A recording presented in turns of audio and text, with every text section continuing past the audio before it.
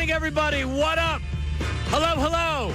Welcome, Middays with Marks on 97.5 The Fanatic as we embark on a Wednesday morning, and we say good morning to Ray Dunn. Hello, Ray. Good morning. And in the number 2 chair today, called out of the bullpen at 6 o'clock this morning. Oh, put me in, coach. As Amy Fadul has laryngitis. She was on last night doing postgame, and she sounded terrible. Oh, man. Unable to make it in today. From parts unknown, weight unknown, Sean Brace. Hello, everybody. Yes, it's... What the hell are you wearing today? I did it for the chat. I know you did. I did it for the chat. What, you don't like this sweater? I was very busy before you came in. I didn't even get a chance to look at you. So the first time I looked at you was now. I thought the chat would enjoy this sweater. I think the chat is going to enjoy the sweater. Right. Is that a Grateful Dead? That is correct. Grateful Dead sweater, and it's... but it's not... It's not a... It's not a cardigan. It's not a pullover. It's a sweater. It's a zip-up. It's a thick sweater. For those deadheads out there, for the fish fans out there, I think, Section 119, Section 112 is the website. Really good stuff. But this sweater reminded me of the dude from The Big Lebowski.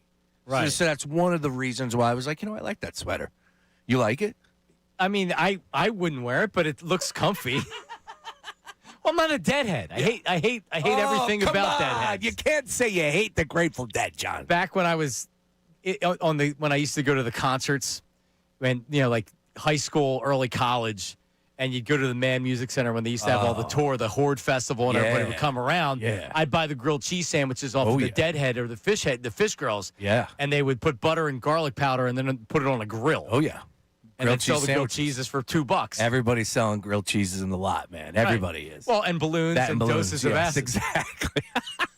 Which Sean hopefully's not on this morning. No. Hi, Sean. Ready to go, sir. Ready to go. I appreciate the phone call. I watched Hard Knocks from 1:30 to like 2:15 this morning. Okay. I was up very late doing work, and I have freelance stuff that I have to do, and my daughter would not go to sleep until like 10 o'clock. I was laying with her. So by the time I got around to watching it, I watched it. And I don't know, it was interesting. I mean, I don't find any of the Hard Knocks particularly interesting for a long time. I don't even really watch the preseason Hard Knocks, which did they even do this year, or did they not do it this year because no one would agree to it?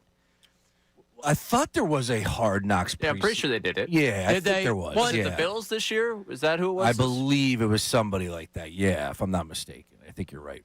And that tells you how much I don't pay attention to it. I'm the same way. Look, I think the Hard Knocks got rejuvenated, got a little bit more life because of what took place with the New York Giants. If it wasn't for that, it's still the same old song and dance. Yeah, for the most part, 10 years ago, you'd say, oh, I can't wait for Hard Knocks. Yeah. I haven't said that in years and years. Exactly. And you're right. The Giants, because of what happened with Saquon Barkley and all the conversations, and man, did they learn a lesson about what you shouldn't be saying in front of cameras. But so the NFC East, it's the mid-season Hard Knocks. And the Eagles were prominently featured last night on Hard Knocks. And your takeaway overall of the episode was? 55 minutes of It was not much really to chew on. It's kind of what I expected. Yeah. Specifically from the Eagles, and obviously that's where our focus is. I thought they did a good job wrapping around the division, of course, making the division bigger and badder than what it really is at its current state. Obviously, the Dallas Cowboys are playing for a little bit something more, so that's good. That's going to give you a little bit more of a juice as far as ratings is concerned, people tuning in. But for us here in Philadelphia, I wasn't sure how, again, it was news to me. I remember when it broke, the Eagles are going to be featured later this season. And then all of a sudden, when I sat in with you on Monday, I was like, wait a minute. Hard Knocks is coming out this month. Yeah, I didn't know it started now. And then all of a sudden, it was yesterday. So I tuned in like you, and I watched, and I'm like, okay, where do we even pick up? But it was right in for the Bears game. And, of course, the struggles, the boos, you heard all that. But ultimately, the one thing that I took away was, man, the frustrating part of Jalen and Devontae not hooking up on that one play that could have very well been the difference in the game from the Eagles. Yeah, I didn't, and I don't know, Ray, what do we have from the Devontae? So the miscommunication in what it ends up being on the pass where if Devontae catches it, he probably gets a touchdown. If he makes one guy miss, he probably gets a touchdown. Correct. The ball was thrown way behind him. It was a huge missed opportunity in the game. So do we have this back and forth? Because apparently the wide receiver and the quarterback weren't on the same page. This is from Hard Knocks last night. What you was thinking? I thought you, when I pointed like this, that's my fault. I thought you was gonna settle down some more. I took that what we talked about. It's a play I gotta make. Y'all keep doing what y'all doing. Here we go. We'll finish the next one. That's a play I make. All right, so, I mean, Devontae's saying, like we talked about, that's where Jalen thought he was going to kind of settle and stand there and catch the ball, and Devontae's like, no, miscommunication, and in a really, really big spot. Yeah. And Jalen took responsibility, it sounded like, for it. Yeah, which it doesn't surprise me one bit. It is frustrating because it's mental, right? You heard Devontae say, like we talked about. All right, well, Jalen, what are we doing here? Let's go. Again, this is what's happening right now for me, John. It's more and more I'm starting to dissect what exactly is going on and just no confidence.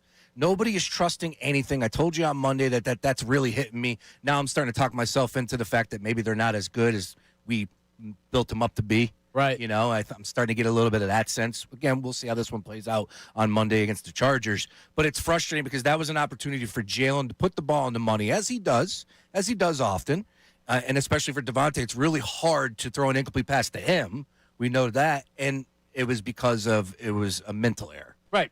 Which is good. Which is not good. No. But, I mean, I guess my main takeaway from what they showed is that it didn't seem like any relationships were strained or that Jalen was an outcast. I mean, he took responsibility after the tush-push fumble. Do you have that, Ray?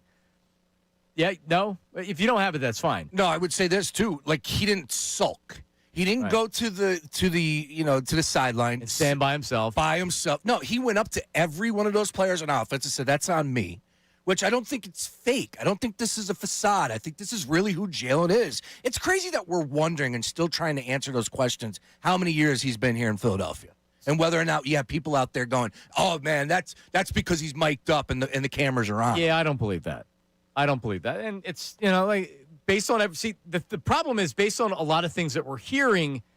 It's safe to ask, like, hey, is this really something that is this really something that is a problem? And I mean, I've heard I'm not going on the radio and this is an official report. I'm not Bill Colarulo, Ray. Hey, no. The Eagles insider going on and saying this. But over the course of the last couple of years, you've heard that people, I mean, it's not that Jalen's a bad guy or anything like that, but there's just been at least times disconnect between Jalen and maybe some people in the locker room. And I've heard that. I've heard that a lot of times. It didn't seem like that last night, at least on game day. Maybe guys kind of talk behind his back or whatever, but sure. Welcome to everywhere. Exactly. Yeah. Right. Tell me what place of employment doesn't have people talking behind people's backs. So, Ray, would you agree that nothing alarming from last night? You don't feel any worse about Jalen Hurts and the team after last night? No, I do think I went in with kind of my warped sense of reality, where I went in and when he's talking to the receivers and everyone's just kind of sitting there as he's trying to say, "Hey, that's my bad."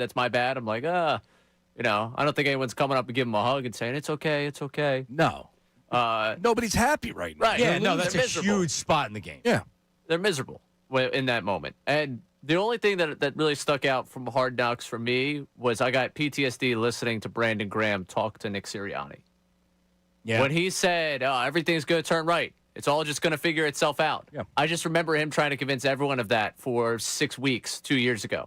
Yep. For some reason, I was automatically dropped back in 2023, and I was playing clips for Salciunas about, look where this team's at right now. Oh, we're just going to flip a switch. It's all going to work itself out. We're really talented. And that's all I could think about is Brandon Graham's trying to convince Sirianni everything's going to turn around. Ray, I think I mentioned it yesterday. I worked with Brandon during the great times and during the lean years. Because with this team, it's like either disaster or they're really, really good.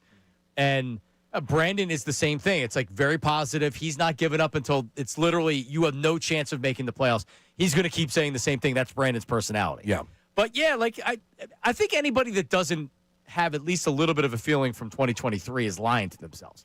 How could you not? You're right. And one of the crazy things, I got to give credit to David Murphy from the Inquirer. He had a great write-up and compared the two teams from last year's Super Bowl championship to the year before. And there's some alarming numbers where it's like how comparable they were as far as yards and offense. And it's just it's like such a slim margin of error in the NFL between a win and a loss. Yep. And that's where we're at right now with the Eagles. The PTSD, to your point, Ray, For me, it's the repeating of the record. Oh, we're 10-1, 10-2, 10-3. Oh, we're 10-4. Oh, we're 8-2, 8-3, 8-4. And then now it's going to be in my mind. I still think that they're going to have trouble on Monday. It could very well be 8-5. They're 8-5, but the Cowboys lost to the Lions. Everything's fine. Just worry about winning the division. Then you get a home playoff game. No, you keep moving the goalposts because the team keeps losing.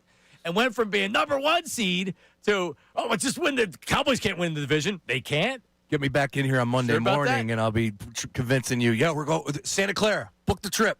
Book the flight. 610-632-0975. So listen, we'll take your phone calls. More on Jalen Hurts coming up because I don't know if I've ever. Is it complex? It's just weird. He's such a weird player. He's a Super Bowl MVP. You look at him, you're like, well, how can he not be a top 5 quarterback? And then he looks like he can't even make basic throws. Also coming up, Kurt Warner was on the morning show. He was excellent. He talked about the offensive struggles right now. We'll play that for you. Take some phone calls. Middays with Marks, 97.5 The Fanatic.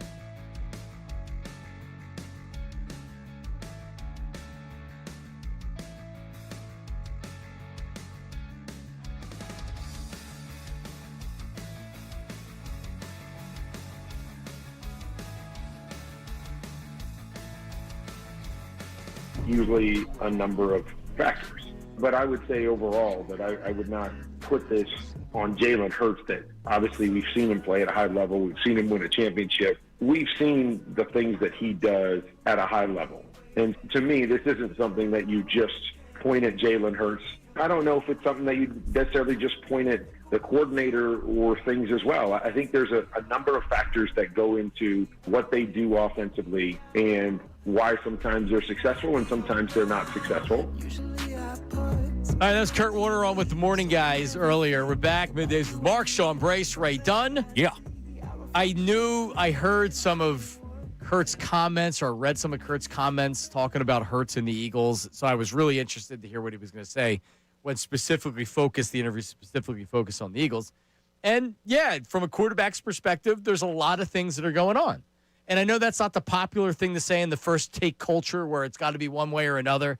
It's either Jalen Hurts' fault or it's not Jalen Hurts' fault. It's Kevin Patullo's fault. It's not Jalen Hurts' fault. No. It's like right now, my finger is pointing at Nick Sirianni because he's got to figure this out. He's the head coach. He's got to figure it out. Absolutely. And we've already been there and done this, and it cannot happen again. You are not allowed to be the head coach and have two historical collapses happen on your watch. It just, I'm sorry. I think even Jeffrey Lurie is probably going to be looking elsewhere if that's how this proceeds to go down this regular season for the Eagles. But what Kurt Warner has shown us is that, and look, you asked me on Monday, what is it? And I said, I'm not trying to give you a cop-out answer. It's a little of everything. And I'd continue to add to that pot. And like I said, yesterday, I'm thinking to myself, as you're watching all the breakdowns and the videos, maybe we're just like, yeah, they were good. They were good at the beginning of the season. It's a good team. But all in all, they also needed 2 blocked field goals to beat the Rams. Correct. Right? Like, I don't want to call them fluky, but that's a fluky win. It's a fluky win. Yeah. Look, and there's been seasons where people have said that, the strength of schedule, this metric, whatever, and I've always argued against it. Now I'm kind of looking at it the other way going, maybe this team just isn't as good as what we thought they were. Clearly. Kevin Foley, who normally joins us on Wednesday, he's out of town, so he can't do it. Film guru, former quarterback. He said one of the first times we had him on this year, he said, last year with the Eagles, what you saw was a once-in-a-generation team. The offensive line was playing at a number one elite level. Saquon Barkley was having one of the best seasons in the history of the NFL. Jalen Hurts worked perfectly with it. The defense ended up being the top defense. Those things don't happen every year, and it won't happen this year. So what happens this year? Offensive line's completely banged up. Yep. I was talking to somebody last night that was saying that Jordan Mailata, people don't realize it, he's like hobbling around on one leg, on one foot. He's got something going on with one of his feet or his ankle or something like that. Sure. Jurgens hasn't been healthy. He's been an injury issue. Landon Dickerson had knee surgery during training camp. Lane Johnson's out. You have Fred Johnson in there right now, who's doing a good job as a backup, but he's not Lane Johnson. No, he's Fred Johnson. Right. And Saquon doesn't have the same burst, and he looks like that some wear and tear, or just he doesn't have the fresh legs we saw last year. Yep. I don't know how you can argue with that. And you put all that together, and it's so hard to win 2 years in a row. Oh, yeah. And look, we know how good that team was last year, and it's really tough to sit there and say, like, okay, now let's put it into perspective of previous Super Bowl champions. Like, you need to really chew on that, and I don't think we necessarily did because it felt great winning the Super Bowl. We move on, and everybody expects to do it again. But if you were to go ahead and look back at the Super Bowl champion teams from previous years, the Eagles are absolutely one of, if not the best team to ever win a Super Bowl. What they did last year was unbelievable. One of the best teams ever. Yeah, absolutely. Yep. I totally agree. One of the best teams ever. And unless you're the Patriots, and we've seen the Chiefs do it, everybody else wins Super Bowls. They don't win a second Super Bowl. They don't even make the playoffs. A lot of times they don't. Yeah. It's the hangover. And the Eagles bucked that trend through the first however many games, and now it seems like maybe it's catching up with them a little bit. This would be a hot take that I could say, and that I could say 610-632-0975. Hit me. I mean, not that we're going to be okay with them struggling like this a little bit this year, but like, shouldn't we have at least expected it a little bit more? I know in the moment you don't think that, but a lot of teams don't have that same season as we just talked about the very next year. They just don't. But the thing is they came out and won their games. That was like, we didn't have an opportunity to second guess it. They opened up the season with a win over the Dallas Cowboys. Tough game, but we expected that game to be a little bit tougher, right? And a division opponent, week one. They went toe-to-toe with them in the first half and they kept scoring and kept scoring. That was a quality win. Yeah. No, they had really good wins early. And then they go on the road to beat the Kansas City Chiefs. But you know what? you know what? So, no, those are like, even though they were close, I was right behind them. I had their back. Absolutely. Where I was like, hold on a second. Look at those games that they won. You had a Chiefs team that couldn't lose. I mean, that was one of these games where like, well, the Chiefs don't start 0-2. Well, they do this year, right? Yep. They were very impressive early, and then they had that Broncos loss, which week in and week out in the NFL, you're going to lose games like that. You just are. But I think the one thing that you never account for, because even though the law of averages it'll catch up to you, everybody stays healthy in 2024. You have a lot of injuries in 2025. It's just like when they won the Super Bowl in 2017, they had a ton of injuries, but it didn't derail them. They were fine with it. Last year, they didn't have many injuries. This year, everybody's hurt. Yeah, some teams can get through it. I know when the Packers won it that one year with Aaron Rodgers, I think they had like 17 starters hurt, if I'm not mistaken, a long time ago. But some teams can get through it. And also, it also depends as you look around the NFL, which is an interesting conversation, John, because is there a dominant team in the NFL? And there was a cut from John yesterday, Kincade, where I thought he nailed it. It's like, I'm not ready to give up on this team, and nobody should at 8-4, but I'm not giving up my Super Bowl dreams of back-to-back because of the league itself. The New England Patriots they're the best team in the league. Who? The Patriots are the best team in the NFL. Do they scare you, though? No, of course not. No, you're right. Exactly. But, so what John's saying is correct, but you also have to be honest with yourself, and how do you really feel about the team? Because he's right. They could turn it around. They could go out this week and they could beat the Chargers, and everybody would be like, wow, that's a really good win. When the Eagles lost Carson Wentz, my whole thing, which was why I still felt good, was they had such a lead in the conference and the division. All they had to do was more or less just kind of limp to the finish line, and they could be the number 1 overall seed, which they did. And that meant a bye week, and that meant 2 home playoff games. And that's how they got to the Super Bowl. And then they figured it out in the playoffs along the way, and we know what happened, right? Like, if you can just get to the playoffs and have a favorable seed to where you're playing the first game at home, which you're going to because you're winning the division, hopefully. but you also need to figure it out. Yeah. Just being able to get to the playoffs because there's not a dominant team in the NFL doesn't mean that you're good.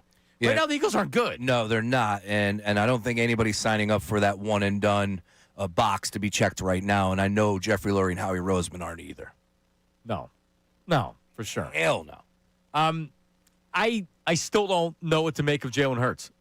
I don't know what to make of him. 1 week I'll be puffing my chest out, being like, "You're an idiot. He's a Super Bowl MVP, and all he does is win. And look at the games. He's outplayed Pat Mahomes twice, and he's done this and he's done that."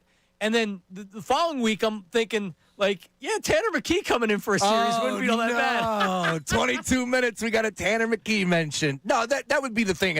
I know you're having fun with it. It was like, if I could just, like, if I do push back on that, right? Like, which I think even you would push back on yourself. Yeah, Jalen Hurts, we've seen how capable he is, how amazing he can play. Super Bowl MVP, what he has in his arsenal.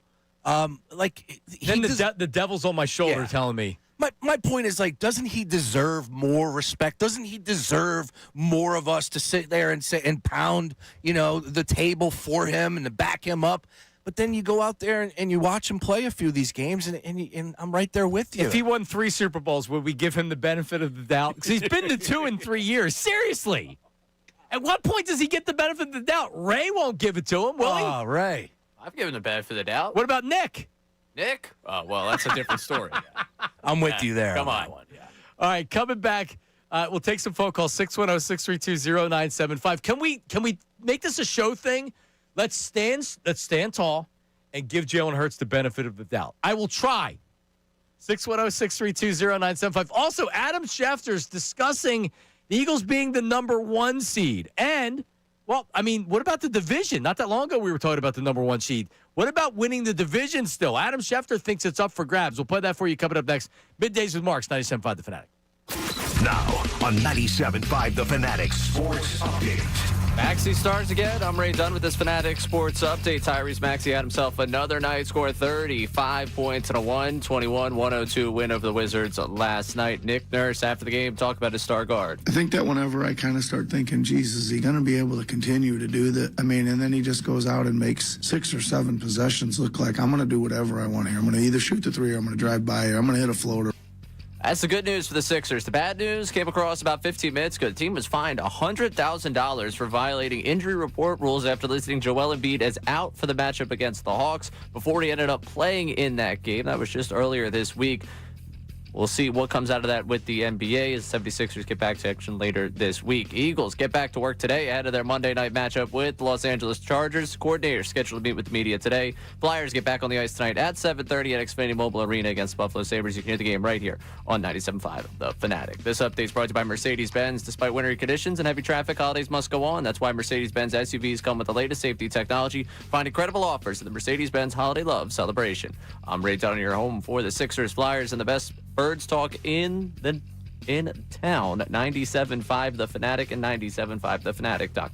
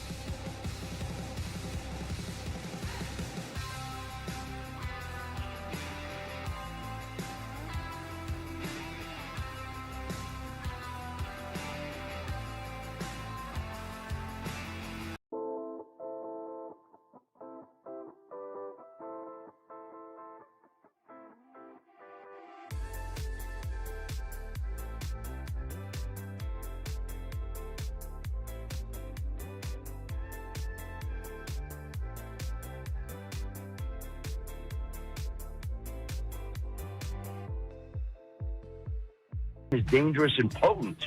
To me, Dallas is rolling right now. And it's always about who's playing well on and after Thanksgiving. And the Cowboys, they added some defensive pieces that through a couple of games, it's a small body sample size. That defense is playing good. It's not great, but you don't need that defense to play great. You need to play good with that offense. When I watch the Cowboys right now, I just have a little bit more faith and confidence in them with the way they're playing than the way the Eagles have been playing. All right, that's Adam Schefter on The Morning Show. Man, The Morning Show, killing it this morning. All right. I caught it on my way in. No, you know darn well when things get off to a great start, the carryover, right? Like that Warner stuff was great. Of course, Schefter, if I could just real quick on his take, I don't see it. I don't see the Cowboys winning the division. They have to be perfect. All right, so let's separate it. Right now, who's the better team? Not with the record and if the Eagles are going to win the division. Right now, who's the better team? As they say, check the rock. I will take the Cowboys. Right. I hate saying that. Yes. Okay. But there's more to the equation to win the division. All right. Hello. So they are. You play to win the game. So there's. What are they, Ray? 6-5-1. Yep. All right. At the Lions Thursday Night Football. This might be the season for them. Everybody is on the Dallas Cowboys. Everybody. So is this where Dan Campbell bites kneecaps and the Lions win? What's the line on it? Is it still 3? It was 3. It might have came down to 2.5. Ooh. Yeah, no, we're still at 3 right now. Okay. 54.5 is our total. 8:15 kickoff. Everything. Look, right now, the Detroit Lions are favored to miss the playoffs. Think about that. They were the darling of this conference. Shows you how top to bottom the teams are so similar. Correct. San Francisco's the final. They have 9 wins, 8 wins. San Francisco 9. If I'm not 9, I think that is correct. Yeah. And they're the 7 seed right now. Look, I would. It's tough because I think, like I told you earlier, my bias is kicking in. I want to believe the Detroit Lions, but St. Brown's going to be missing time. Both tight ends, they're down to their tight end 3 at this point in time. I have it at 3.5. Detroit minus 3.5. That's at Bet Parks. So they shop around with the different whatever. Yeah. Yep. So I'll just the Cowboys are playing well right now. They are, without a doubt. But what happens earlier in the season does matter. So the Cowboys, do they need to win out? I don't think they need to win out, but they can only have 1 loss. 1 loss would get them. They have 5 games left. That would get them 4 wins. That gets them to 10. Right? 10, 6-1. Mm-hmm. Do the Eagles win? Are the Eagles guaranteed to win 11? Is there anybody that thinks the Eagles aren't winning 11? So 11 wins it for you. Unless the Cowboys win out, then you would need to. I don't even know what the tiebreaker. So they got 2 Commanders, they got 1 Chargers, 1 Bills, and Raiders. 1 Raiders. All right, so wins and losses at the Chargers. You already said you think it's a loss. I think it's a loss. All right, home against the Raiders. Give me a win. If they lose that game, I'm just it's done. Miss the playoffs. I don't want you to make the playoffs. Fire everybody. Yep. Cardinals game. At the Commanders. Yeah, it is the Cardinals game. Where they scored how many points in that game and still lost? Happy New Year's Eve. Commanders so let's say they split the I'm going Commanders. to split the Commanders. Yep. Should beat the Bills. Oh, good grief! And the Bills are playing for something. So you're looking at two wins. So 10 wins. Wow. That ain't getting it done, Sean. Oof. That's how you lose. That's how you lose the division. You would have to sweep the Commanders, and they're dead to rights. They're not going to make the playoffs. It doesn't mean that they're not that doesn't mean that Jalen Daniels isn't going to want to come out and be a spoiler. And Monday we talked about these odds a little bit down for the Eagles. They're now minus 900 to win the division. Cowboys plus 650. Ooh. Still, I just think so much has to go right for the Cowboys. Again, it takes 2 to tango. So you could pitch me the idea that the Eagles are going to win 2. That's fine. How many are the Cowboys going to continue to run off? All right, so Thursday Night Football, let's just say they lose. All right, for the sake of saying they lost, all right? At the or home against the Vikings. That's a win. Home against the Chargers. Let's give them a win. At the Commanders. At the Commanders, I think it's going to be a little bit tougher, but for the sake of this exercise, let's give them a win. At the Giants. Oh, my goodness. Wow. I'll give them a win there, too, as well. That gives them 10-5-1. They beat you if you win 10 because they have the tie. The tie would end up winning it. You got to get to 11, and then they have to lose a game. Plus 650 is a good wager. I said it on Monday that the Cowboys were a good wager right now. There's value coming in on the Cowboys. There is value. Oh my God, Ray! Why did we just do this? How about those Sixers, Sean? That's it, Joel Embiid. Oh my God! Yes. So, Ray, are you at all worried about this scenario? No. Well, no, there has to be a little bit of worry. I can't be 100% I'm fine, everything's good. That would be ignoring the smoke coming out of... Mildly concerned? Not mildly. Not mildly, but there you could hear me talking myself into there's no way this could happen, right? You could have shut the door on them. That's the crazy thing of all this. Oh, absolutely. And that's the worst part of Hard Knocks last night, was reliving that game. And then the lead up to the Bears game where everyone in that building's like, yeah, we just got to pull it together. Short week, we got to pull it together, and knowing how that short week went. How about the Broncos game? It's so similar. They collapse in the fourth quarter. Oh, my God, like total collapse. And it's like, all right, got a short week Thursday night against the Giants. Get that bad taste out of our mouth. We're going to kick Jackson Dart. Scatterboo. Yep. And then they come out and get their ass kicked. Yep. Short week against the Bears after a horrible collapse. And by the fourth quarter, they're running over you, and you're like, oh, my God, get this game over with. And that's back-to-back weeks where they blew the 21-point lead and then, of course, giving up, 500 yards rushing to the Bears. It's not good right now for this Bird squad. And I don't want to fool ourselves into thinking that there's something that they're not. And that's why I'm going to go against them on Monday. But, no, you want to right the wrong. You want to get this train back on the tracks. Yeah, win it. I don't care how you do it. You go to L.A. where there's no home field advantage, and you win the freaking game. If you win Monday night, you win the division. How about that? There you go. Right? It'd be tough for you to lose the division if you didn't. You win Monday night. Yep. You can literally turn your season back around. And I'm sure we'll be talking about whether people have confidence in that on Thursday, Friday, and Monday. Mix it up. 610-632-0975. It is Middays with Mark, Sean Brace, Ray Dunn, 610-632-0975. All right. Ben Solak of ESPN wrote that the Eagles are not in his top 5 NFC East teams. Is that fair? We'll take a look at that coming up next. Middays with Marks, 97.5 The Fanatic. Unfiltered with Ricky Bo.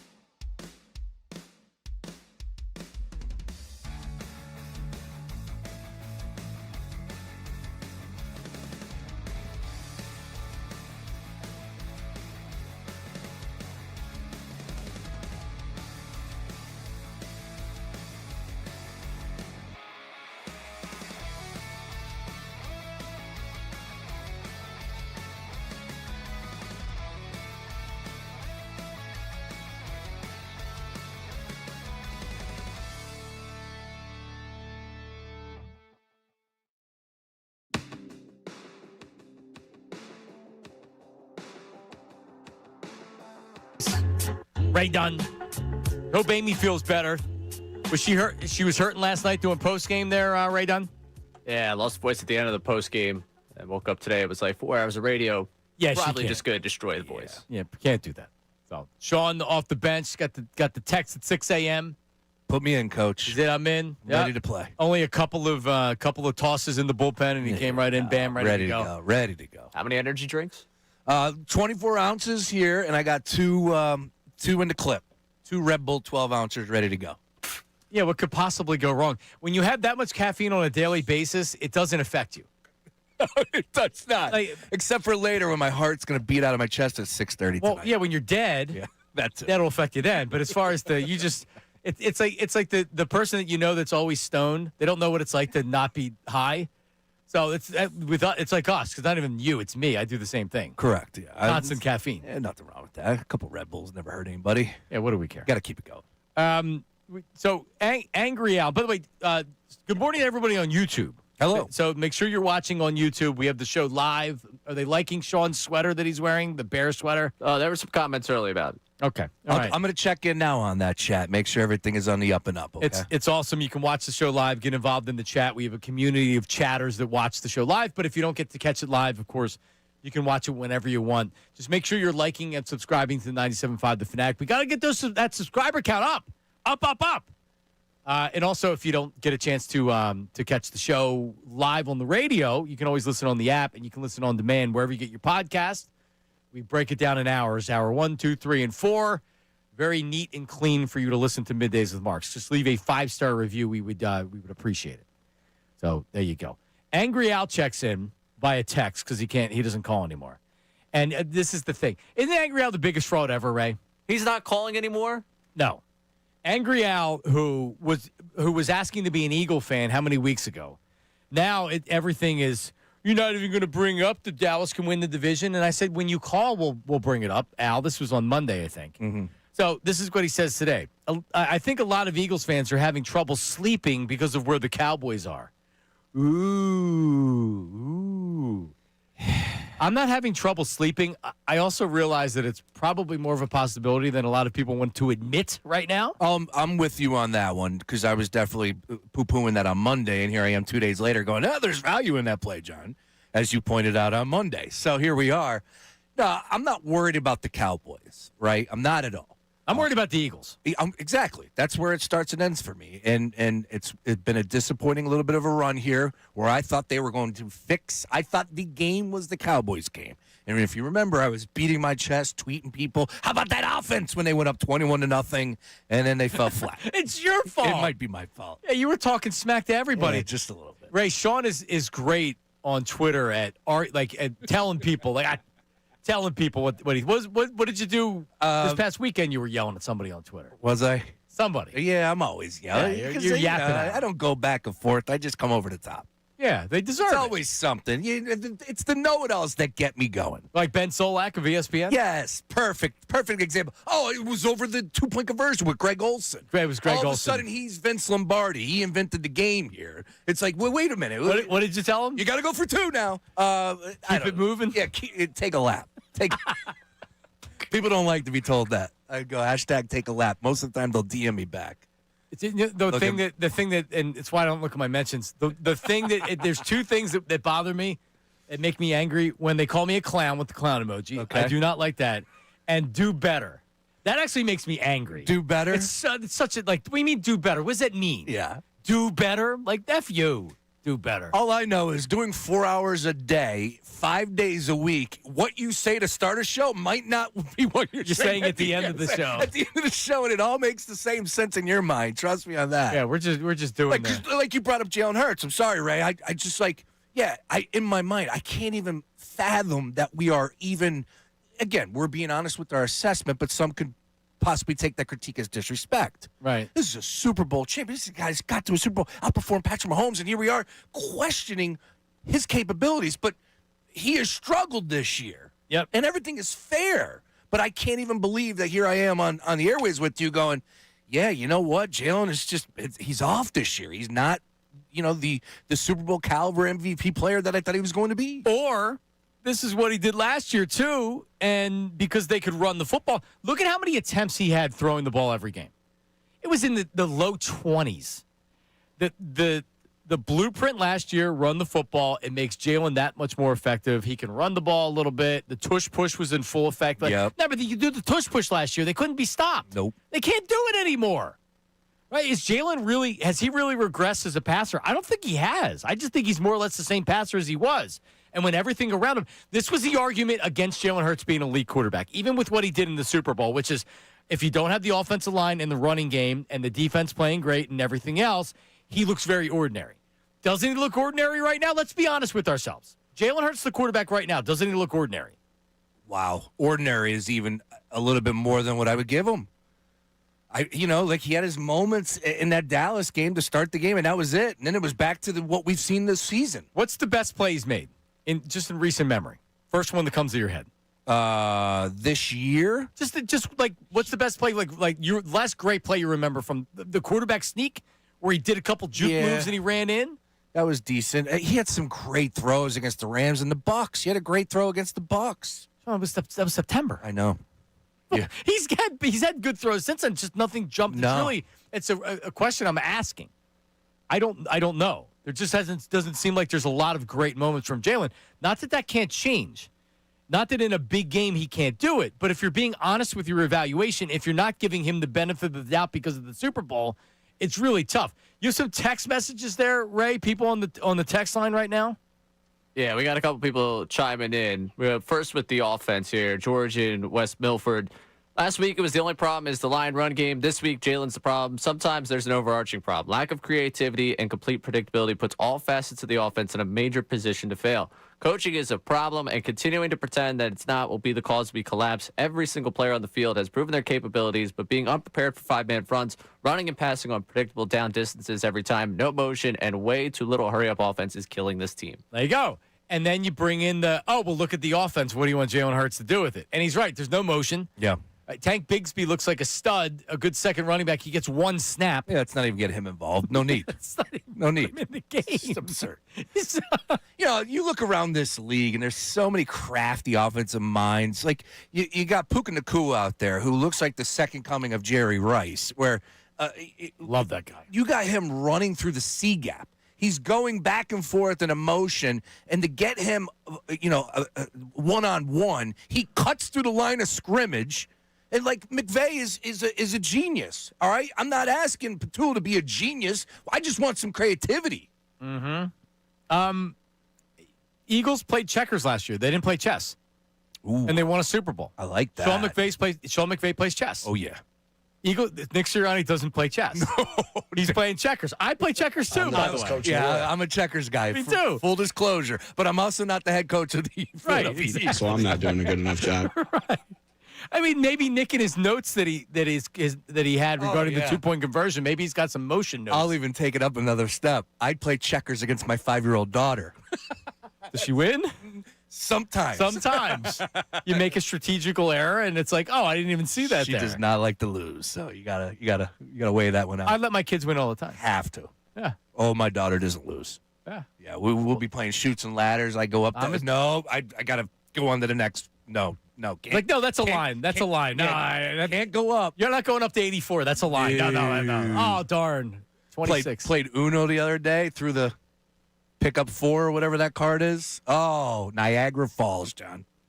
I've been there. Game over. I've been there. My youngest will literally fight you if she doesn't like what's going on. There you go. She will fight you. Hey, you mentioned Ben Solak doesn't have the Eagles in his top 5 there, Ray. Correct. What's his top 5? What do you got? He had the Rams, Seahawks, Packers, 49ers, and Bears above the Eagles. He said, and this is the line from his panic meter story that came out on ESPN, it's impossible to rank them next to the Rams, Seahawks, and Packers as the class of the NFC. I think they're below the 49ers and Bears as well. Until new blood joins the offensive coaching staff, the Eagles cannot be taken seriously. I don't have a problem with them with right now. In a fluid power ranking of the NFC, I have no problem with that. It's always fluid. That's how they're playing right now. I don't know. You put them over the Bears? Who are you putting them over? You call the 49ers frauds? Okay, they have 9 wins. You run it back against the Bucks, the Packers, the Lions. If you gave me the Lions outdoors, I might pick the Eagles against them, but against those other teams, I'm going to have to go against the Eagles at this point in time. All right. Things could change, though. Of course. Yeah, one game changes things. That's it. All right. So Darius Slay gets released yesterday. So we are required. I'm contractually required to discuss whether or not the Eagles should bring him back. It's in my contract. Darius Slay released. Do the Eagles or should the Eagles bring him back? You were one of the first ones that I heard and even saw on the timeline that he didn't play. He was what, a DMP? Healthy scratch. Healthy scratch. And I didn't read anything into it, but you were a Pittsburgh Steelers insider, apparently, so that jumped off the page at you. So Yep. should the Eagles bring him back? Of course, like Darius Slay, the fact that he's what he's capable of doing. I don't know if they're necessarily that banged up in the backside that he would get all that PT. We will discuss. Oh, okay. Adam Schefter seems to think it's a possibility, and there's a local insider that says there's Really? mutual interest. Oh. We'll discuss on the other side. Middays with Marks, 97.5 The Fanatic. Now on 97.5 The Fanatic Sports Update. Ignite for Maxie. I'm Ray Dunn with this Fanatic Sports Update. Seems like we could use that headline a lot this season for Tyrese Maxey. Another great game for him, scoring 35 points in a 121-102 win over the Wizards last night. He had 20 of those 35 in the third quarter. Teammate Paul George after the game talking about Maxey. That stretch alone put the game away. He just had his imprint over it. Steals, getting out, creating offense for himself, creating offense for us, big shots. You can see he was just in a rhythm and a flow, and he just took over. Elsewhere at 76ers news, not as fun. The team was fined $100,000 for violating injury report rules after listing Joel Embiid is out for the matchup with the Hawks earlier this week before he ended up playing in that game. Sixers return to action tomorrow night against the Warriors.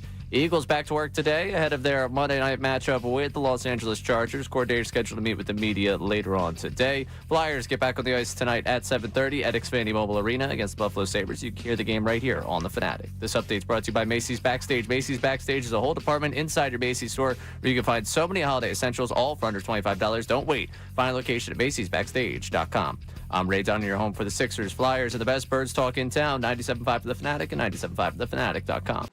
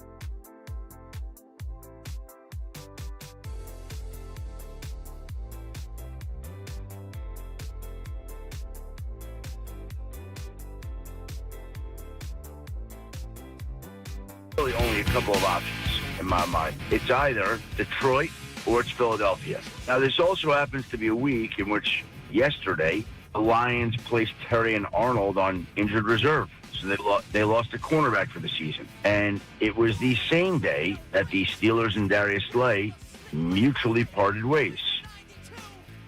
All right, that's Adam Schefter this morning with the guys. We're back middays with Marks. 97.5, the Fanatic, Ray Dunn, Sean Brace. I just looked on the YouTube chat. You were just taking a sip of Red Bull. Red Bull. Sitting back looking fat. Yeah. That's a big sweater you have there. It's comfy. It's cold out, man. It's cold right now. It is cold. Yeah, it's the times are changing, and we are. We didn't get any snow yesterday, but there were plenty of people that did, including the Midwest got hammered over the weekend.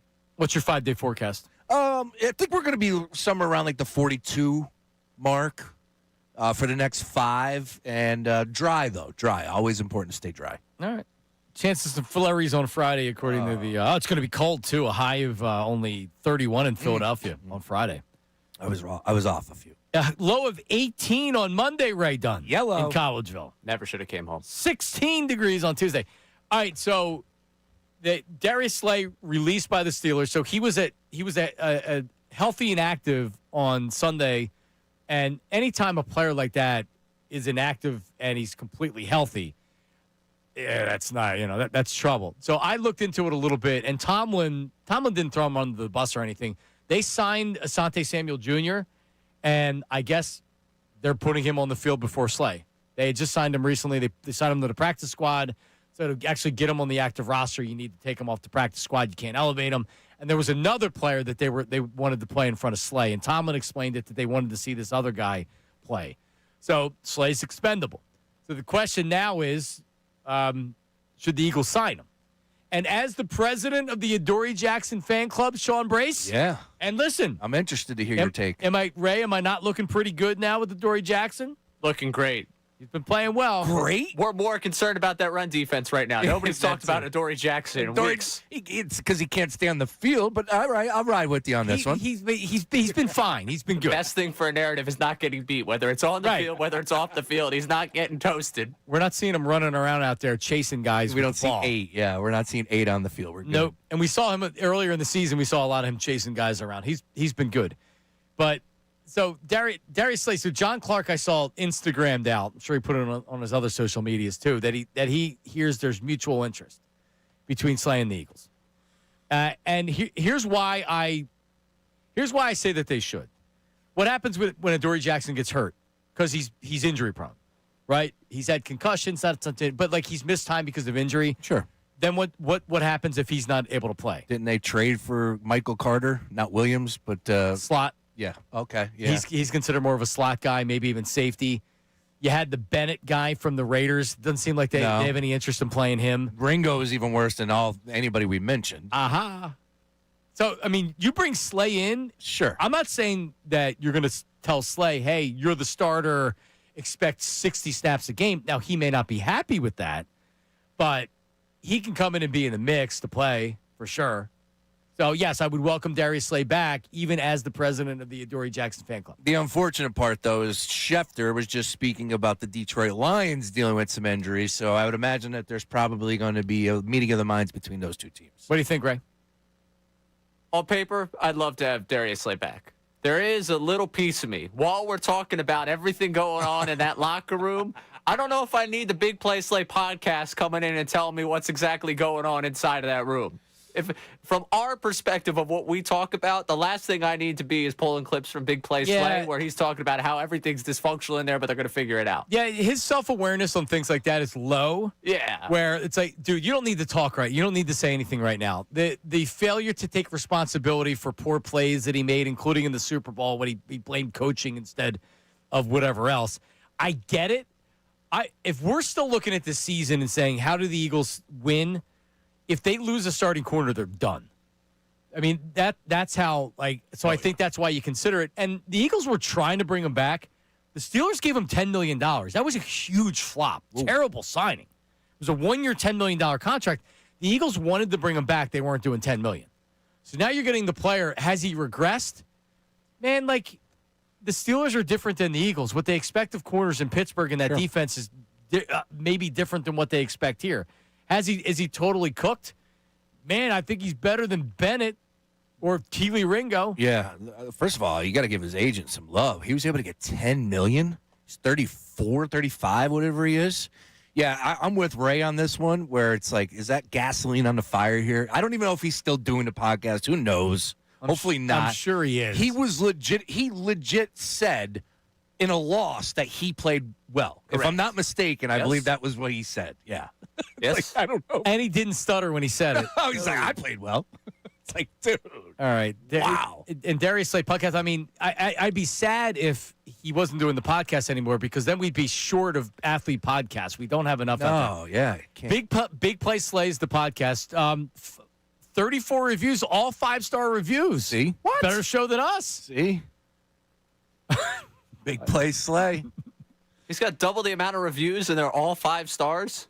So his last one was April 24th, so something tells me that he hasn't done it. The agent was probably saying Pittsburgh is not down with it, and that's why we will give you a little extra scratch. Tomlin might kick your ass if you start doing podcasts. Yeah, Tomlin's not this guy. So much good.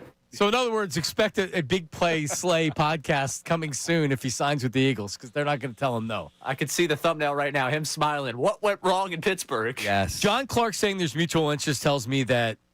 So you bring up the best point of all. If it's, hey, sure, we'd love to bring you back. We can't guarantee that you're starting. We can't guarantee playing time. We're just telling you we know you as a player. You know this defense. We're going to bring you in and then whatever. 5 years with the Eagles. Yeah. A long time. I don't think they guarantee him the starting job because they don't know what he looks like. I mean, think about it. They traded for that Baltimore guy, and he retired like 2 days later when they looked at him on the field. They're like, yeah, you're not playing. He's the guy retired. I don't remember his name anymore. Alexander? Yeah, Jair. Yeah, Jair Alexander. They're like, yeah, we'll flop a 6th and a 7th round draft pick. They're like, oh, no. You're He done. hung it up. Slay's not that. No. But so with Detroit, if they need a starting, if they're saying to him, you're a starter, we don't have anybody else. Yeah. Then it's hard not to, other than you won a championship with the Eagles and whatever. I don't know. It'd be a tough decision. Hey, you're a starter, or hey, you come in and compete for playing time. I am not opposed to bringing him back, like you pointed out with everything there. I think you're right with the way you're looking at it because still a bunch of games to be played. He knows this system, knows what it's like to play in this city, so why not? But I do believe that the Detroit Lions are a little bit more desperate when it comes to filling out a 11-man side of the ball for defense, and yeah, they're hurting right now, so they could use Slay. All right, text line. What are they saying, Ray? Yeah, this is the expectation I had for this. Dan and Lansdowne, no way I need Darius Slay back in that locker room. I'm tired of hearing from him. He can go retire. Yeah, but I mean, He's probably not going to retire if he's getting $10 million this year. He's still got a couple more years left, and he can get a couple more mil. it might be training camp when he gets a job. yeah. It was the former. At one time, he's the best corner in the league, and then the longtime Patriot, and then he's bounced around a couple times. What's his name? He's the defensive player of the year at one point, cornerback. And then he was having to wait until training camp, and he was getting jobs late. Aqib Talib? No, Patriots corner. Not Gilmore? Yes, Stephon Gilmore. There you go. Yes, Stephon Gilmore. And then he was with a couple of different teams. That's probably Slay at this point. Yep. The reality is that, remember at the trade deadline and before it, what they did was they said, listen, we know it could be an issue, number 2 corner. So we're gonna take a bunch of darts and we're gonna throw them against the board and see if we land any. And that was the strength by numbers. Let's get a bunch of guys. One of these guys got to stick. Slay may be another guy that you put in there just in case. Yeah. So I'd consider it. I also don't. The fact the Eagles were looking to bring him back tells me they don't believe that he's bad in the locker room. Remember, him and CJ were at odds. That idiot. It seems like everybody's odds eventually Right. with CJ. So Slay's not CJ. They were actually fighting because he's such an idiot. But the Bears right now might be at that perfect part of the arc for CJGJ, Oh, where dude. it's like impact, swagger, like top right now before they realize how bad it's going to get. Next year they'll cut him. But He won't make it to next year with them. For no, sure. you're right. He actually works for that defense right now because he brings attitude. Yeah. He's a We're good, he's a good actually player good, too. yeah. He's a good player. He is a good player. I was a CJGJ fan. Same here. and Everybody gets rid of him, yeah, and I think and he's a good player. you know exactly who he is, especially this year. I mean, for crying out loud, he's on like 4 different teams, I believe. Kenyon Green worked out real good here. Yeah, but shows you what they thought of CJ in that Yeah. trade. All right, coming up, we got to mix in the 76ers here because they got a big win last night. And Tyrese Maxey, man, he is good. But the Sixers got fined $100 large for the Joel Embiid injury fiasco over the weekend. We'll break it down and react to all of it coming up next. Middays with Marks, 97.5 The Fanatic. Philadelphia is a sports.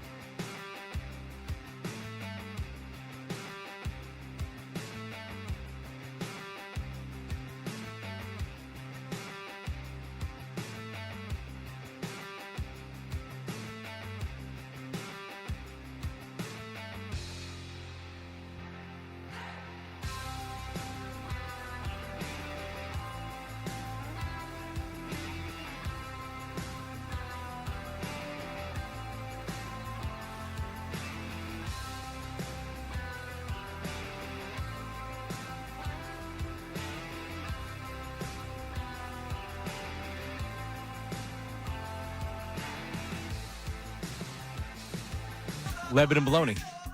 You For know, the YouTube chat. You know what goes great with that? Sugar-free Red Bull. Right, and coffee. What what is Lebanon bologna. I don't even know what that is. Is it the same thing? Is it Lebanon bologna? Is that the same thing? Is it a type of bologna, or are we talking about two different products? It's cured. It's cured. Okay. It's like salami is cured. I don't know if this started off as bologna, and Gotcha. then I don't think it's not Oscar Mayer. No. Looks good. It's it's delicious. Nice. I'm very hungry.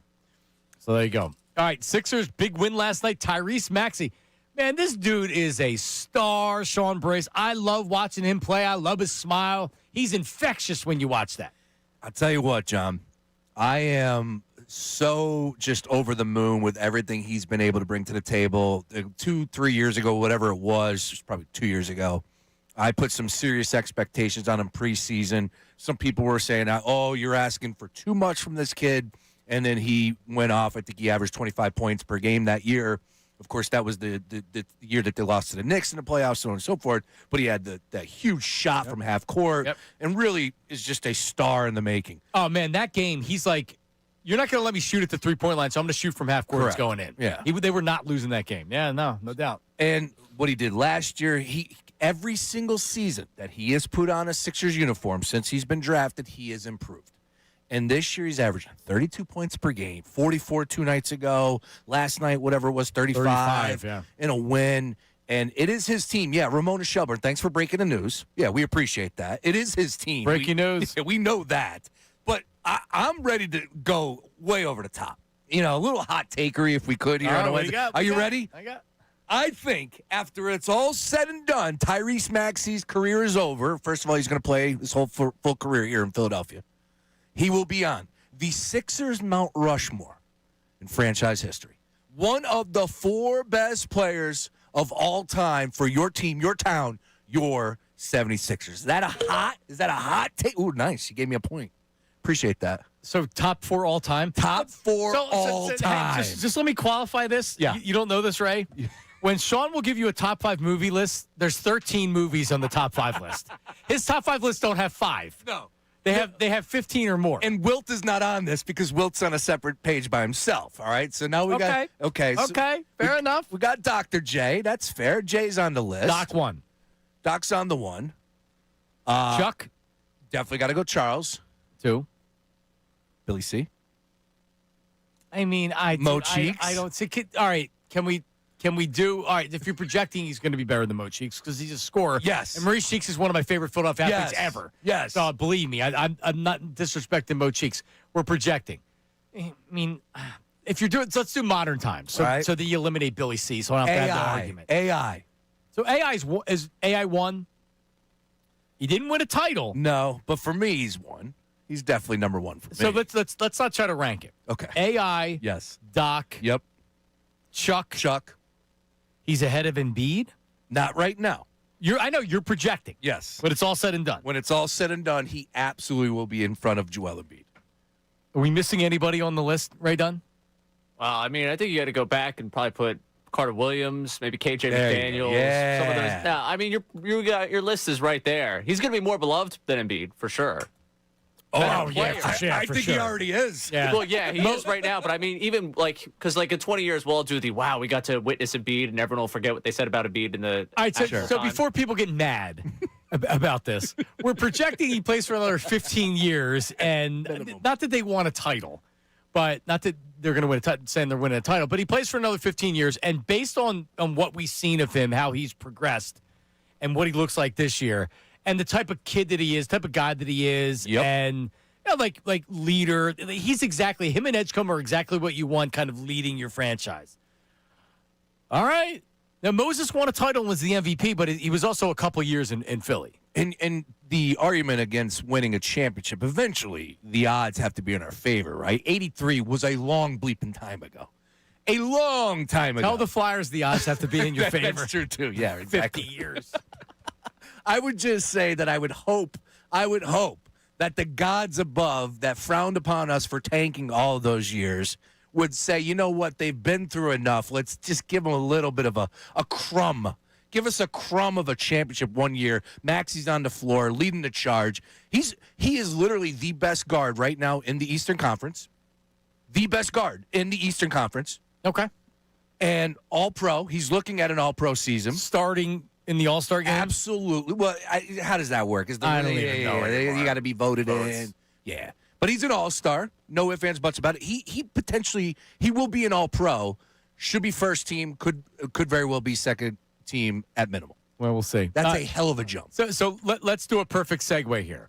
Because you said that the law of averages, they have to win a championship at some point. Well, after Joel Embiid is gone, that's when they can actually start building for a championship. All right. Embiid 76ers fined $100,000. So here's what happened. On Saturday, because I saw it come across the timeline somewhere, Joel Embiid out for right knee injury management for Sunday's game against the Hawks. No surprise. That would have been the 9th straight game he missed, I guess. It's not even his bad knee. At this point, I just, get him out for the season. I don't want to hear about it anymore. I don't even want the idea.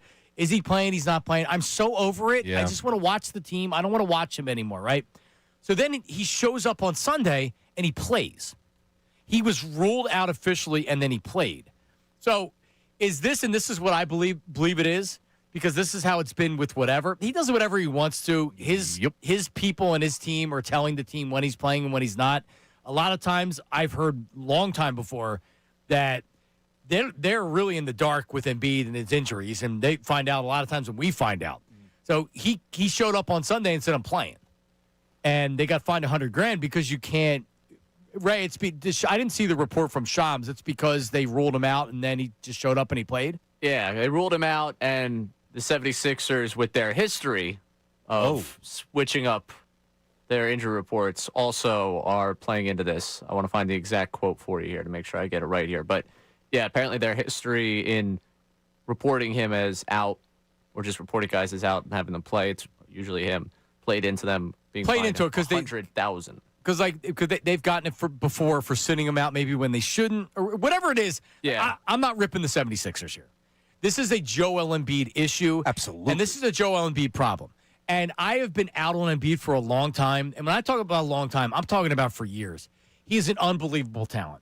And you look at what he's been able to do in this league, and damn it, they should have won a title. They had so much talent on those teams a couple years ago. Part of the reason where they are right now is, number one, the injury stuff, man. Sure. I mean, and that's not his fault. He's a big, tall dude with a ton of skill that's got bad knees, and his body breaks down. He's broken his face a couple of times, right? But when Tyrese Maxey comes out at a team meeting and says you're late for everything and has to call him out, and then that report gets leaked to the press, so it's like, Shane, hey, Joel, maybe show up, and it makes him look bad. That's all I need to know. Yep. You're in a season where you just signed Paul George. You're out all training camp. You're playing the Olympics. You're out all of training camp. No one knows what's going on with you injury-wise. And finally, it's like, he's not going to be ready to start the season, and you're late to everything. This isn't anything new. The team always takes their lead from Joel Embiid. If he's in a bad mood and he's not happy, the team's kind of walking on eggshells. I'm just finished with it. I'm finished with Joel Embiid with the 76ers. Sean, the problem is, who the hell's taking him? The problem is he just got a brand new contract. That's the unfortunate part. And shame on Daryl Morey for doing that. And I get it. It all comes down to you want him to finish his career as a Sixer. You want him to have that statue outside of the practice facility, and that's all beautiful. And it would be a great deal if they could make that happen. But this is frustrating. The fact that this is still happening, it seems like from afar. I'm not down there. I don't have inside sources. But, the big thing for me from what took place last year with the leak of, hey, Tyrese Maxey called him out, wasn't that Joel Embiid stepped up and said, you know what? And I'm sure he did say, because I know people get really aggravated and start firing off, because they got to back their man. And I love JoJo. I do. But I've had enough. What irked me the most about that deal last year, John, was he was mad at the leak more than anything. He was searching for the source of the leak. He was doing his own investigation into who leaked it. He never said it's not true. He downplayed it. Correct. And Sixers got rid of a ton of personnel at the end of the season last year because of the leaks, because of specifically, in my opinion, that one leak. Now, and that tells you all you need to know. I'm mad about what was said and how it leaked versus, no, this is my own actions. I should be mad at myself because I've been leading this team down this path where I'm showing up and doing whatever I want. He has been handed the keys. This has been an issue with this franchise from day one with Ben Simmons and Joel Embiid. And Ben Simmons out there begging on Instagram. You Sixer fans should be ashamed of yourself if you are asking yourself that, should they bring back Ben Simmons? Get out of here. I'm telling you, that was the most... when you look back at what went wrong with this franchise, it's the fact that they allowed both of those guys to do whatever they wanted when they didn't earn bleep. Yep. Totally agree. That's it. Totally agree. And I get it. Put yourself in that position. What are you going to do? These are number one overall picks. I know Embiid was not. But, man, You just gave them whatever they wanted from the contract.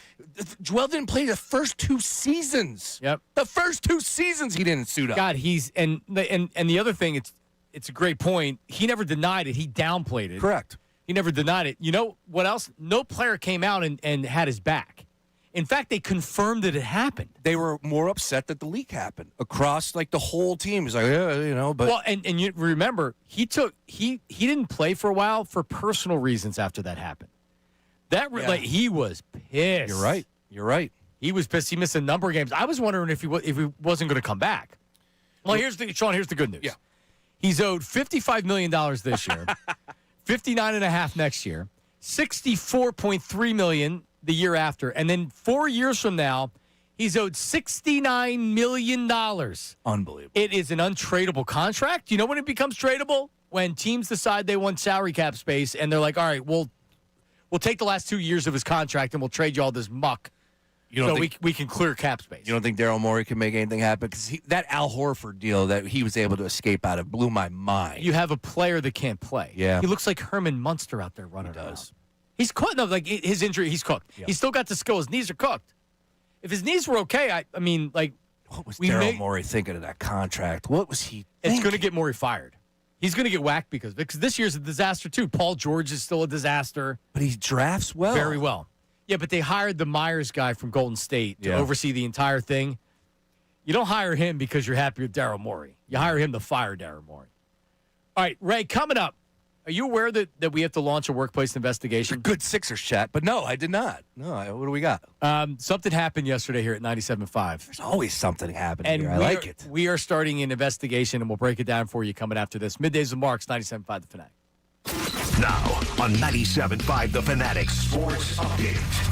Maxey stars again. I'm Ray Dunn with this Fanatic Sports Update. Tyrese Maxey with another big night. Scored 35 points, 20 of them coming in the third quarter, and a 121-102 win over the Wizards last night. Post-game, his coach talked about his performance. I think that whenever I kind of start thinking, Jesus, is he going to be able to continue to do that? I mean, and then he just goes out and makes 6 or 7 possessions look like I'm going to do whatever I want here. I'm going to either shoot the three or I'm going to drive by or I'm going to hit a floater.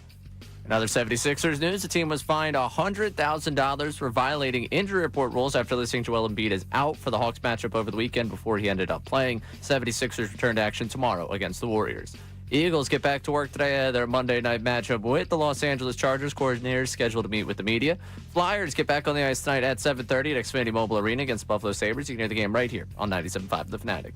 This update is brought to you by AutoZone. Get in the zone. Free battery testing, free battery charging, and replacement batteries that fit your needs. That what makes AutoZone America's #1 battery destination.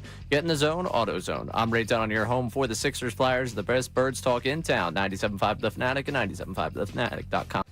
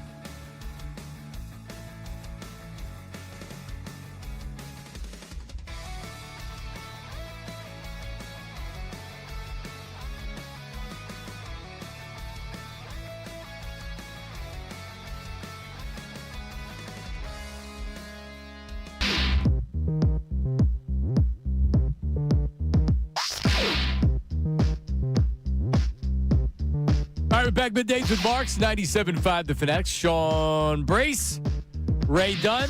And I saw this on our Instagram, the Fanatic Instagram, at 975 The Fanatic. If you want to follow me on Instagram, at John Marks Media, as I approach 10,000. How about that? Trying to get there. Are you going to put balloons? How about that? You're going to put balloons like the 10K? We've already talked about it, yes. Oh, nice. Yeah. We're going to have a party. We're not going to, no matter what happens in sports, that's not going to be the lead. Lead's going to be 10K. 10K, baby. Hell yeah. Yeah, so at John Marks Media. Sean, what's your... At Sean_Brace. All right, and that's Sean, S-E-A-N, Sean. That is correct. And Ray, you have multiple Instagram accounts, so I don't even know what to promote. Ray Dunn 975. There you The go. UNNE. Right, but it's not, you have to, unfortunately, like with my name, you have to say D-U-N-N-E to explain it. But anyway, follow us all on Instagram and 97.5 The Fanatic. So I saw this last night. So we have one of those water, it's not a jug, it's a smaller one. It doesn't have the jug on the top. It has it internally, I guess, Ray? Yeah, I guess there's actually like a water line it's attached to. Oh, there is? I think. I don't know. I haven't really done a lot of investigation since I don't think that's attached to a water line. There was a leak around it, so I assumed that there had to be a water line if there was a leak around it back. Yeah, they had fans going in here. Really? The floor was wet. Yeah, it was terrible. Okay. All right. Well, Smelled terrible. Maybe you're right. I've never used it, but it's nice when your employer gives you water that you can go take a cup, get a nice drink of water, and then put it away. So apparently, somebody yesterday poked holes in the bottom of all the cups. That ain't right, man. Literally poked holes in all of the cups. So when you went to go fill up a cup of water, In the bottom of the cup, poked holes in it to where you won't see it No. because you're just putting it there. Yeah, and the water starts going all over your foot. I mean, I'm all about some. I'm all about some office gags, right? You know, having some fun. Like doing it with one cup. Yeah, the sure. top one. All the cups That's have holes in them. That's some venom right there. That's somebody that's trying to get a point across. Yeah. So the question was put out there of Who done it? who done it. Can we? There it is. We're opening an official investigation Nice. on Middays with Marks. So who are the suspects? We'll start with Ray Dunn. Ray, I don't know if anybody saw anything. I don't know of any evidence or witnesses. But in lieu of that, who would you say are the prime suspects that at least you're thinking of? Brendan Gunn found it last night while he was here. Okay. So, afternoon show immediately jumps to the top here. Uh-oh. Don't think Silvana would have the thought process to do that to someone. Probably not. Uh-oh. Bill is kind of suspect. You know, a little team bonding. Like, this would be a fun little, he knows that we would overreact to it, talk about it. So he's always there for the content. Ricky Oh, here just we go. wants jokes all the time. Well, people have said he's a person of interest. He's not even a suspect. Ricky is probably the prime suspect, but I'll say this. It seems too obvious to blame Ricky. Right? Like, everybody said Ricky. If you look at the comments on we put up a video of it. Sure. So to me, it seems like it's too obvious to be Ricky. But could Colarulo really, like, during a show, he's got all these, everything he's doing with the show, he's writing all the teases and everything else. People are texting with Eagles information. He's an insider. Yeah, he doubles as the Eagles insider. Yeah. I challenge you to stay and watch him during the show. The break times for him, it's throwing balls around. Oh, is he it's doing the yelling same at thing? Ricky. Yeah, That's Bill. Bill does he that. becomes Ricky after like the first 2 or 3 segments. Once he gets on a roll, he comes out there and he's just Interesting. playing athlete basically out there. All right, so for later on in the YouTube chat recap, who do we think it is? Who are the prime suspects? And then also on the text line and everywhere else. 610-632-0975. Ricky right now is being mentioned as with most people. Suspect number 1, yeah. Brendan Gunn finding it and having a video posted, it's kind of interesting. Now, see, I'm not familiar with B Gun's game here. Me neither. So maybe this could be something that's up his sleeve. Is it one of the he smelled it, he dealt it? Yeah, Type stir it up. Could kind of be. He's only here in the evenings now. Ooh. He's got the big adult job.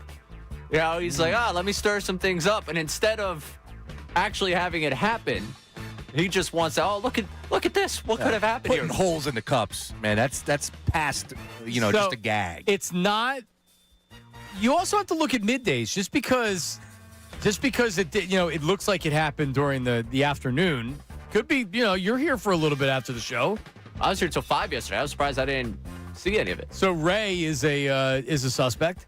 Did you get your badge back from Martinez? No, he's in tomorrow. Okay, No, so- I still have to put a stapler in the door to take a leak. So Jason's off the hook. We're good with that. All right, so I said Ricky Bo. Nate Tennyson, our associate producer, said Colarulo. Bill Colarulo said, Ricky saw me drinking out of these today. It had to be him trying to sabotage me. So that sets a timeline. Ooh. If Bill was using the cups, that means it had to have happened while the afternoon show was going on. Well, I don't mean to point at one of our own, but if there's someone that wants to sabotage Bill, our own Brandon Dutz is anti-Colarulo. He might want to poke a hole to ruin Bill's day. And Dutz says that it has Nate Tennyson written all over it. Casted stones behind there. Nate says has to be Bill. Connor says Ricky Bo. Brendan Petrilli says definitely Ricky. We have some people saying Gunner. There you go. All right. It's a good question. And I'll tell you what, man, those people out there work real fast. I don't know how this dude on socials, but there's a picture of me drinking Red Bull from the water fountain in this sweater. In this sweater. How do people do that? Was from earlier when you were sitting back and you... Look at that picture. Okay, if you used AI, fine. All right, I'm sure you used AI. If Bayless works quick. So how did he get that? That's incredible. If Bayless, nice work by you. How did he get that? Is that just AI? I guess. Otherwise, no one took a picture of you drinking. Crop the picture. He's got Red Bull coming out of the fountain. It was not me. I promise you that. I would never, ever, ever put holes through a full sleeve of cups. As I said, that's past just a little bit of a gag. But this has got to be Ricky. Think about the pranks baseball players do. Yeah. It's a long season. They're always doing pranks. I'm sure he's got some stories, especially from those teams. This is Ricky Batalico. I'm gonna say it. He's the prime suspect. He's a person of interest. Oh, he's gonna love this. He's coming in guns blazing. Colarulo checks in and says dark horse candidate is Patricia Caputo. She was here last night, and she could be mad at Bill for throwing a ball at her while she was on the phone. I will always do it. Yeah. Okay. A lot of balls being tossed around here. It's really interesting that everyone would have reason to mess with Bill. So can I also say this?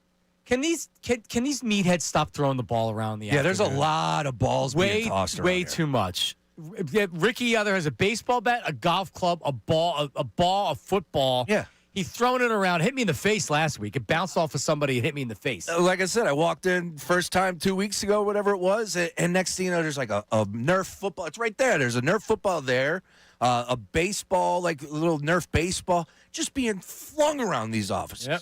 Like, what's going on? Got to keep your head on a swivel around here. All right. So what's Middays with Marks think? Is this a Ricky Bo? I'm gonna vote Rick. With all love and affection, because I know he's listening. And like I said, he's gonna come in guns blazing. One time I didn't mention his name. It was like, oh, Bill does a great show. Just messed up. Rick's like, what am I, chopped liver? Oh over no, here? I've had to tone it down with him because he gets so pissed. I didn't realize that he gets that legitimately pissed. Nah, it's all jokes, man. It's all jokes. All you know me. jokes. I don't get mad. Because Ray, are you aware of what Ray did last year? No. Ray knocked him out of knockout. Okay. When we had knockout down at the Wells Fargo Center. Love knockout. Ray knocked him out. It was caught on video. Ricky's still not very happy about the He fouled the result. me and threw a ball at me. I feel like we leave that part out a lot. He threw him on the ground and then pegged the ball at him. And it's all caught on video. After you were able to advance, after you made the shot. Well, I was going up to make the shot. I And got then he fouled while making the shot, and then I fell to the ground because Ricky's, a larger human Sure, than I am. And sure. then he took the ball and threw it right at me because he was mad he got knocked out. Ray also got flagged 15 yards for unsportsmanlike conduct on the celebration. Well, yeah. I'm a bit of a jerk to everyone when I knocked him out, but somebody's got entertained. Yeah. What is this? Supposed to be all like fun? No, it's and entertainment. Nice? You're Yeah. right. No, Ricky not happy about it. You got hoop game? You got game? Hell no. Only on knockout night.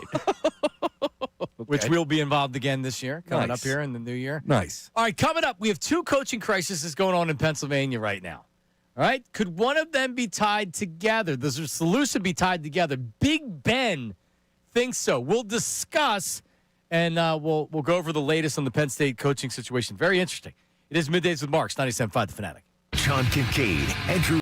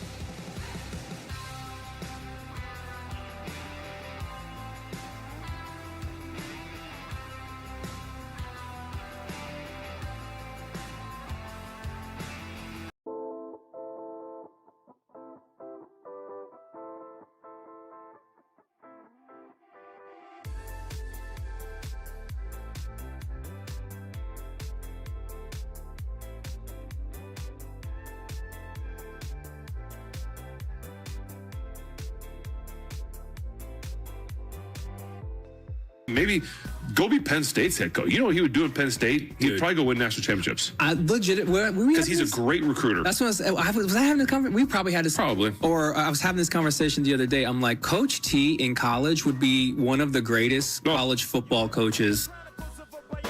I don't know who that other guy is, but the other guy, one guy's Ben Roethlisberger. Yeah, it's Big Ben's buddy, or I guess, producer, podcast, whatever. Oh, man, I'm telling you, normally I don't miss a second of that episode, but I didn't catch it live this time. Ben Roth, another podcast. Oh, man, gotta love it. So he's talking about Mike Tomlin. Mike Tomlin, to me, it's never felt as close to him leaving the Steelers because both sides, I think, need a change. If I'm Tomlin, I want to change, although I am a person that likes to change, maybe more than the next person. And the Steelers could use it as well. Mike Thompson is a good coach. He'll do well when he goes somewhere else. But they're talking about specifically Penn State. And there's a lot to actually unpack from this Penn State thing. So just settling that right there. Mm-hmm. I don't believe Mike Tomlin's going to college. If he's going to college, it's sure as hell not to Penn State. No. Penn State's a good job. I think so. It's not Notre Dame. I thought Penn State was a little bit better of a job than I guess it really is. And I think this is all we need to see right here. Right. And I think Mike Tomlin, I would love for him to go to Penn State. Believe me, I'd like it. I just like Mike Tomlin's not saying, all right, I'm leaving the Pittsburgh Steelers in the NFL to go to Penn State. Yeah, I don't know where he gets. He's a hell of a recruiter. I don't know where Big Ben pulled that. I don't know. Tomlin never was a college coach. Didn't he come from Tampa as a secondary coach under Tony Dungy, if I'm not mistaken? He has no connection to the college game. He is a head coach. If he leaves the Pittsburgh Steelers, they move on from him from this year, which very well could be the case. I mean, they're chanting fire Tomlin at the end of the game. Yeah. He's going to get picked up like Andy Reid, just as fast as Andy Reid was picked up by the Kansas City Chiefs after he left Philadelphia. Tomlin will be picked up just as quick. Yep. For sure, he's not. He's not going to Penn State. No, and like the college game. A lot of what you're doing is recruiting. You're sitting in people's living rooms and things like that. I don't know if Tomlin wants to be doing that. Hell no. Anyway, Penn State. What looked like they had their head coach yesterday when we came in here, Kalani Sitake from BYU. It looked like that they were primed to sign him. It appeared there was mutual interest, and it looked like he was gonna be named the Penn State head coach. Meanwhile, today. I guess was it even last night? He's staying at BYU, got the nice big contract extension, got more money and all that good stuff. I was actually listening to the Locked On Penn State podcast. Wow. How about that? Ray knows that I'm a big fan of the Penn State. I normally never miss a minute of that podcast, but this one I did miss. It was good information. I just Googled, and that's what came up. And the host was saying that apparently he was saying this, so I'll say he was reporting it. They had a handshake deal. Yeah. And they went back to BYU, and I guess BYU was able to say, no, don't leave. Like, to me, it was an odd fit because he was born in Hawaii. He played at BYU. He's never been anywhere but that region, that part of the country. No connection. Yeah, no connection to Penn State or the Big Ten. Or not that he couldn't have been good. If he's a good coach or a good coach. It was just a weird fit to me. I like the move because he's got culture. He's got an offensive style to him. I thought that it made sense in that regard. But, yeah, there was zero connection to this area. So then a lot of people like me, because this was the first name that was actually out there that was connected to Penn State. There was no other names were actually connected to him, whether it was Drinkwitz or whoever. Mm-hmm. There was rumors, but there was nothing ever actually connecting Penn State with these coaches. So I don't know what's been going on behind the scenes. I thought it would be Heartline because nothing was ever heard, and apparently they were asking about Heartline. So Heartline takes the job today with South Florida? Correct. Who the hell's going to be the Penn State head coach? It's a good question. All these guys that were being talked about, the guy that went to James Madison went to UCLA. Yep. All the other coaches resigned at their schools. Matt Rule stayed at Nebraska. To me, doesn't it feel like that Terry Smith, the interim coach, has a pretty good chance of just keeping the job? Because, I mean, at this point, aren't you just going out and hiring? Like, who are you hiring? At this point, yeah, they have botched it up to this point, and it's signing day. Like, we are in it, and you got James Franklin.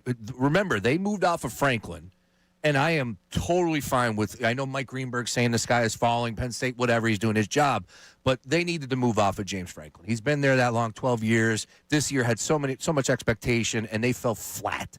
get rid of him. Maybe they shouldn't have fired him in the middle of the season, because what that did allow him to do is get some of those recruits that were going to Penn State for him. That's a great point. And now heading to Virginia Tech. You could have waited till the end of the year and then whacked him. Yeah. And then he's not costing you. Yeah, because now James Franklin's trolling you.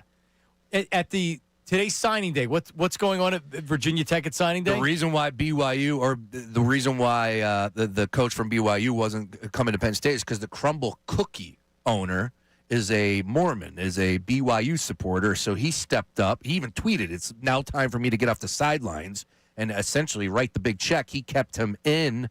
Got him the extra money. Got him the extra money. So now down at Virginia Tech with signing day, there's Crumble Cookies. Oh, my God. They're serving Crumble Cookies. Wait, let me say this. I love college football. James Franklin's a loser. That's a loser move.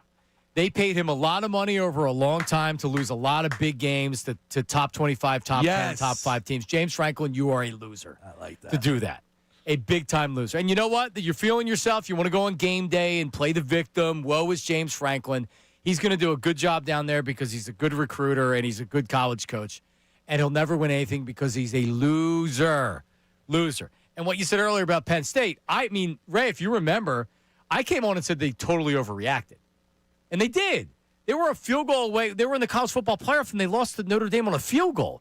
It doesn't mean that they weren't fed up with Franklin and they didn't realize, hey, it's probably time to move on. I would have wanted, if I was a Penn State person, I would have wanted to move on from Franklin. But it was an overreaction to doing it in the middle of the season. It was emotion. Well, you were supposed to get an advantage by doing it in the middle of the season. Yes. That was supposed to put you ahead of the carousel. That's the whole point of getting rid of the coach mid-season. How'd You're that not work out? supposed to be sitting here right now trying to figure out who's going to be your coach. So what do you think, Ray? What do I think? Yeah. I think they botched this one big time. They're going to end up, I think, if it's not Terry Smith, it's going to be what? Option C, D, E, F? Like, they've already missed out on all the top candidates they wanted. So, Jay Paterno, line one. yeah, I think he's available. Not Joe. No, Jay. his son, Yeah. Who was the quarterback's coach on a lot of those teams.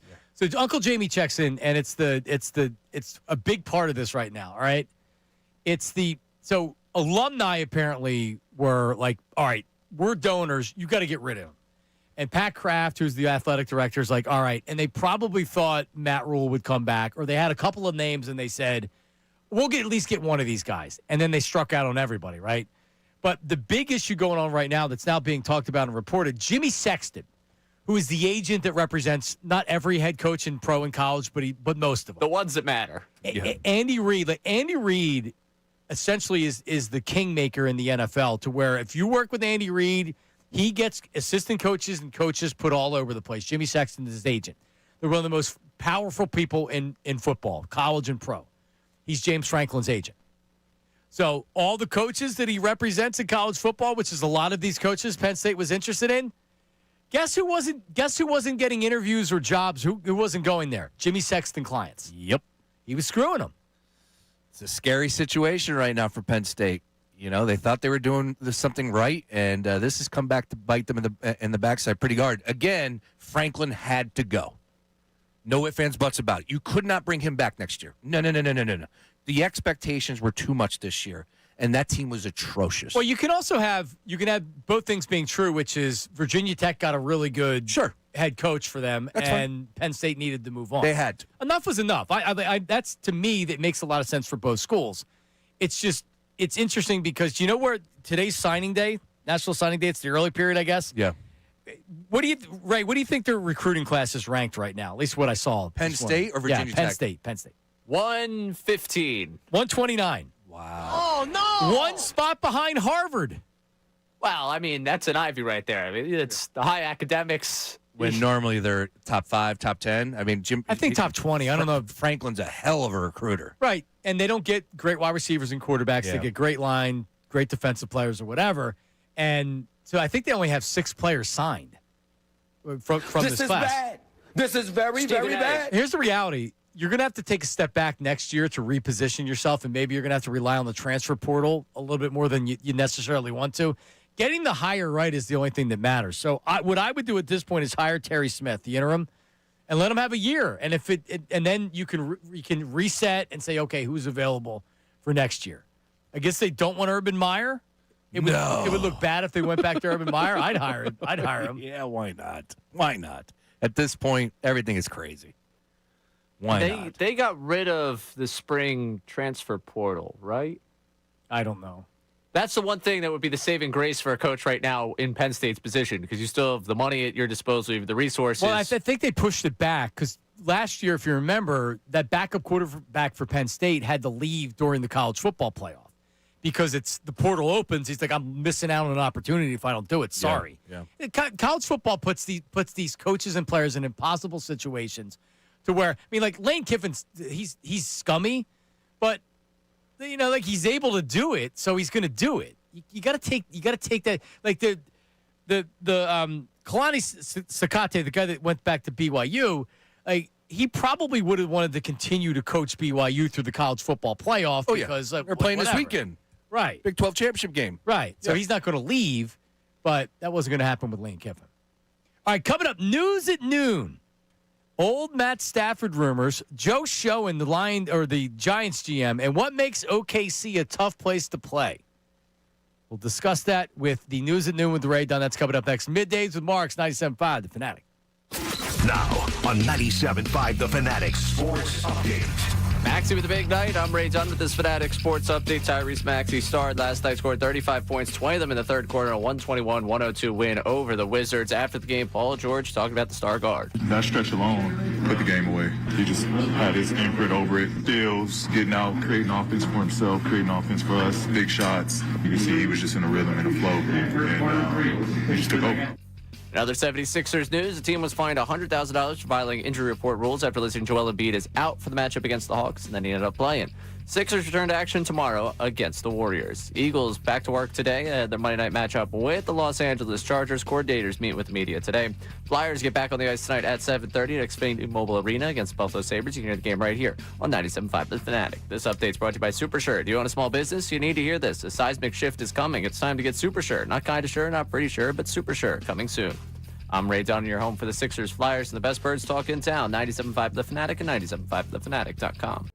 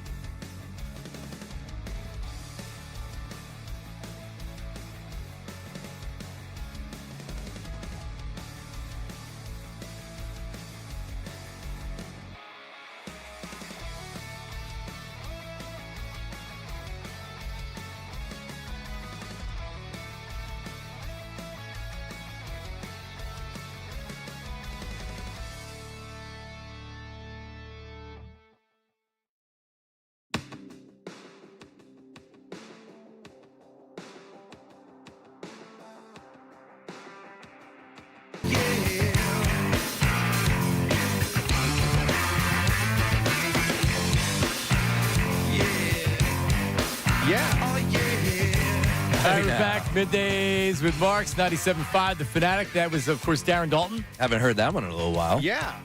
Oh, man. We gave away the John and Sean Show gave away a trip to spring training in Florida. This was through Yingling because Dutch was doing Yingling. Yes, it was. At the time. And we gave away 5 trips. It was a person and their guests. So trips for 2. All expense paid, airfare, lodging. We didn't give them money for food or anything like that. But, everything else paid. Phillies game. Yep.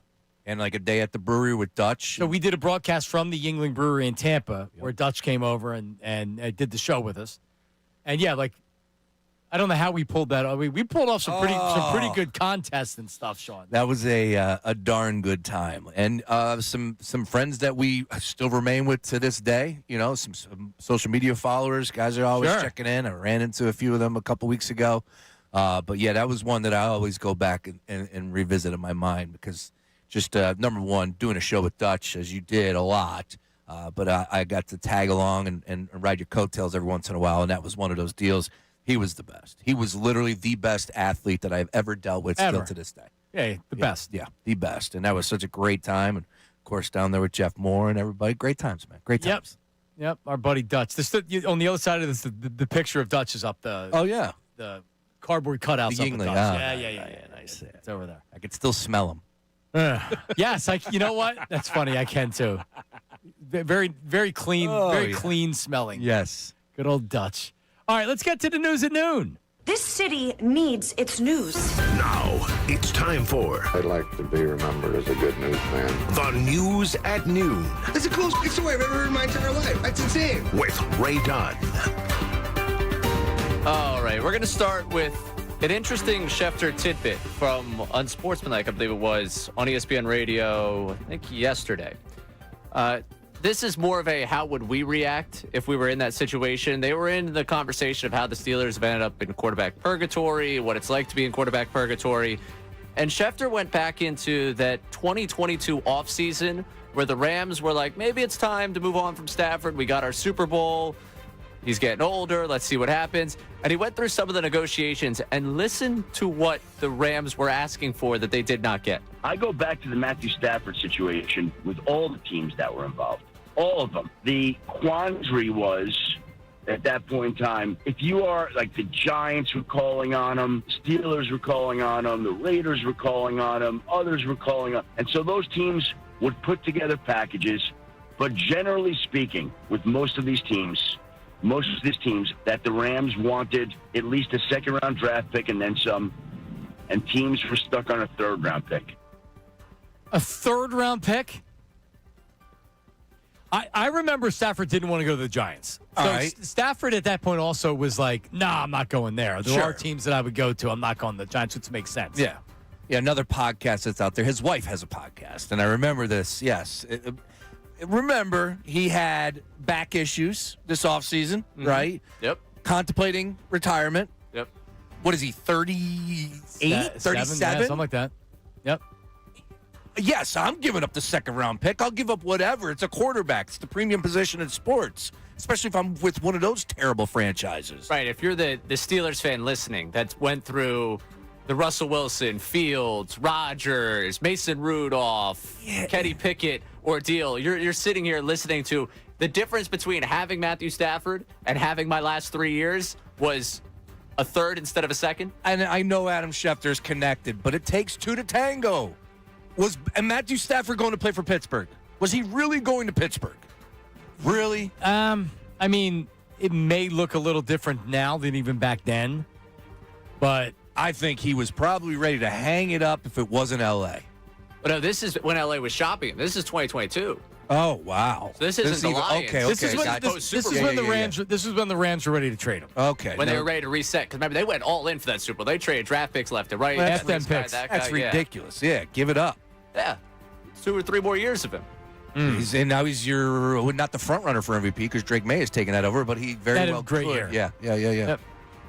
All right, next up, keeping with making fun of the Giants. Joe Shaden met with media yesterday and just love watching him flail and fail, and it's just beautiful up there. They made a compilation, the New York Post, of his crutch to try and deflect questions. I understand your question. Yeah, I understand the question. Again, my focus right now is on, yeah, I understand the question, and I know where you're coming from. It starts with me. I take responsibility for that, and I understand the question, and I do have confidence in our ability and our process to find the next coach to lead the organization. Yeah, I understand the question there, T-Pat, and again, I'm equally as, my hand's in it just like Brian's is. Yeah, I understand the question, and I'll just say this, Jordan, like as we're looking through it, as we go through the quarter, I understand your question. Again, I think somebody asked the same thing earlier, but again, I'm going to control what I can control, which is support CAF over the next 4 weeks. Yeah, it's 5 wins, Pat, and it's not good enough. I understand your question. 8 times across this thing, he went with the understand your question to try and say, I get we suck. I get it. That's what it's he my says. fault. What is your favorite of all the crutches over the years that you heard from a coach? Not going to get into all that, Andy Reid. Yeah, that's easy. Yeah. You would say that quite a bit. Got to do a better job. Got to do a better job. It's funny you bring that up, Ray, because I was listening to Sirianni the other day, and my wife's like, "Why are you listening to this?" I'm like, "Yeah, tell me about it." Now I'm back in this world, so I'm listening to this this press conference, and I thought he did well. Like, he doesn't give you anything. Nope. But he was taking the barrage of questions his way, where Andy Reid would have said, "Yeah, I got to do a better job." Got to do a better job, and he just kept on moving. Yeah, just kept on moving. Nick likes to try to he likes to try to. He handles it, he answers it, and by the time he's done answering it, you don't even know what the question was. Correct. And you just want the whole press conference to be over with. Exactly. Yeah. No, he's gotten very good at doing the press conferences. He takes those questions on. He does. Yeah. He does. He had a good back and forth with McClain and Tim McManus a couple weeks ago. Yeah, I honestly, it's hard to listen to those press conferences because for like 99% of the time he's just talking in circles. It's nice when he talks about the college, his old college days and things like that. But you don't really get that when they're losing. No, Are we in a debate? Yep. Yeah, there it was. Yes. But he does have notes. I didn't know that he had notes on going for it with 2-point conversions. He also realizes the more he meanders, the less questions he gets. He knows that. Yeah. I've refused to believe that he doesn't do the 2-minute question, like the 2-minute answer, to know that that's eliminating at least one more question. He does like to talk, too. Yeah. He interviews himself a lot of times in some of those. He's a bro. questions. I don't think it's all connecting up there. It's a lot like me if I was up there answering questions for a living, right? I think he's prepared for the questions, but I'm with. I don't think he's not Kaiser Soze up there with the press conference. Zach, what was your question again? Sorry. Yeah. No. My favorite thing that he does, he goes, "That's a good question." Yeah. That's a good Nick. He goes, "That's a good question." That's a good question. Like, if he says that, it's not a good question. It's a question that he wants to answer because it's not trying to kill him. Right. It's not a probing question. That's a good question. Last one for you here. Max Kellerman. He's back. How about that? He's reemerged. We've heard from him. Yep. It was on with Bill Simmons. They were talking about the NBA, the Thunder, just how successful they were a season ago and how difficult it is for teams to play in Oklahoma City right now. Kellerman shared a theory from Rich Paul as to why teams struggle in OKC. They're crushing everyone, and his point was, but they play in OKC. You got to take some points off. Why? It's a sleepy town. Yeah. Why would you take points off for that? You would think your players are getting rest when they get to OKC and everything. Said there's no energy when you get there. The teams that they're going to face are not energized. Like, they're already thinking, well, in a couple nights we're going to be in LA, and we're going to do this and this and this, and there's no juice. Actually makes sense. It makes sense, but Oklahoma City's got themselves a hell of a roster. Yeah, their roster helps too. They're incredible. They're going to set a record this year. They're 21-1, John. Through 22 games. Quick math there. They could potentially have the all-time regular season record. Sure seems that they're on pace for it. Won the championship last year. Have the Clippers pick this upcoming draft, if I'm not mistaken, plus other capital. It's insane what the Oklahoma City Thunder have right now. Of course, SGA is the best player. Him and Joker, 1A, 1B, as far as best players in the NBA. Yeah. Great defense, great rebounding, great coaching, unbelievable general manager, and they got a good home court advantage. I say what you want. The teams come in there and they're sleepy, but that crowd gets behind them. And if you remember, Oklahoma City lost a ton. So that crowd has been with them through thick and thin. The thing with this is, if it's difficult to play in a town that has no life because you're looking forward to the life somewhere else, and it's difficult to play in a town that has life because it has life. Correct. It's just excuses across the board. How about we just show up and play basketball? That'd be nice. And that's probably what they do. Yeah. All right, that's the news at noon. Thank you very much, Ray. I actually listened to the Bill Simmons Kellerman podcast this morning. Really? Some of it. Oh, you were busy this morning. He was. How did you get up? 2? 5. Oh, okay. Went to bed at about 2:30. There you go. That sounds. No, but he talked about Stephen A. Smith and the first take dynamic, and when you're a professional debater on one of those dumb shows. Oh, He really talked about Max Kellerman's one of the more intelligent people that are on that does do sports TV. Sure. Like Stephen A. Smith says, he's a legitimate genius as far as IQ. Really, really intelligent. I'm a Max fan. I'm glad that he's off of that debate show. It didn't fit him, and Stephen A. didn't fit. Stephen A. wants to he likes the rotating cast of people that can come in. Yeah, they're never going to really challenge him. He can Correct. just yell and scream and do the theatrics, and that wasn't Max. No. Yeah, if you're going to go toe-to-toe with Stephen A. Monday through Friday, you better be ready because Stephen A. is good at that part of his job. Oh, yeah. But, yeah, you're right. I've always been a Max Kellerman fan. Yeah, for sure. Also. Good white rapper, too. I don't know if you've heard his rap. Quick story. In Vegas, John and Sean show was a trip that I went out there. I did interviews for some boxing whatever, right? Who's the one guy? Jim Lampley, right? Jim Lampley, yeah. Jim the Lampley. play-by-play guy. Do you remember this? He sat down with me, and he was like, why am I talking to this guy, right? Kellerman, on the flip side of that, was like really cool, blown away that I was a young dude representing Philadelphia on Sports Talk. Right? Like, he's like, hey, man, and just super nice, hung out afterwards. Great dude. Yeah, Lampley was like, Lampley was like, are you're talking boxing with me? And I'm just like, oh, man, he made me uncomfortable. That was, I almost had a Bob Costas part 2 with Lampley out in Vegas. Yeah. Coming up, Kurt Warner on the morning show today. Optimistic about the Eagles. He thinks you're crazy if you think this Eagles team is dead. Kurt Warner will play for you coming up next. Middays with Marks, 97.5 The Fanatic. Start your morning off right.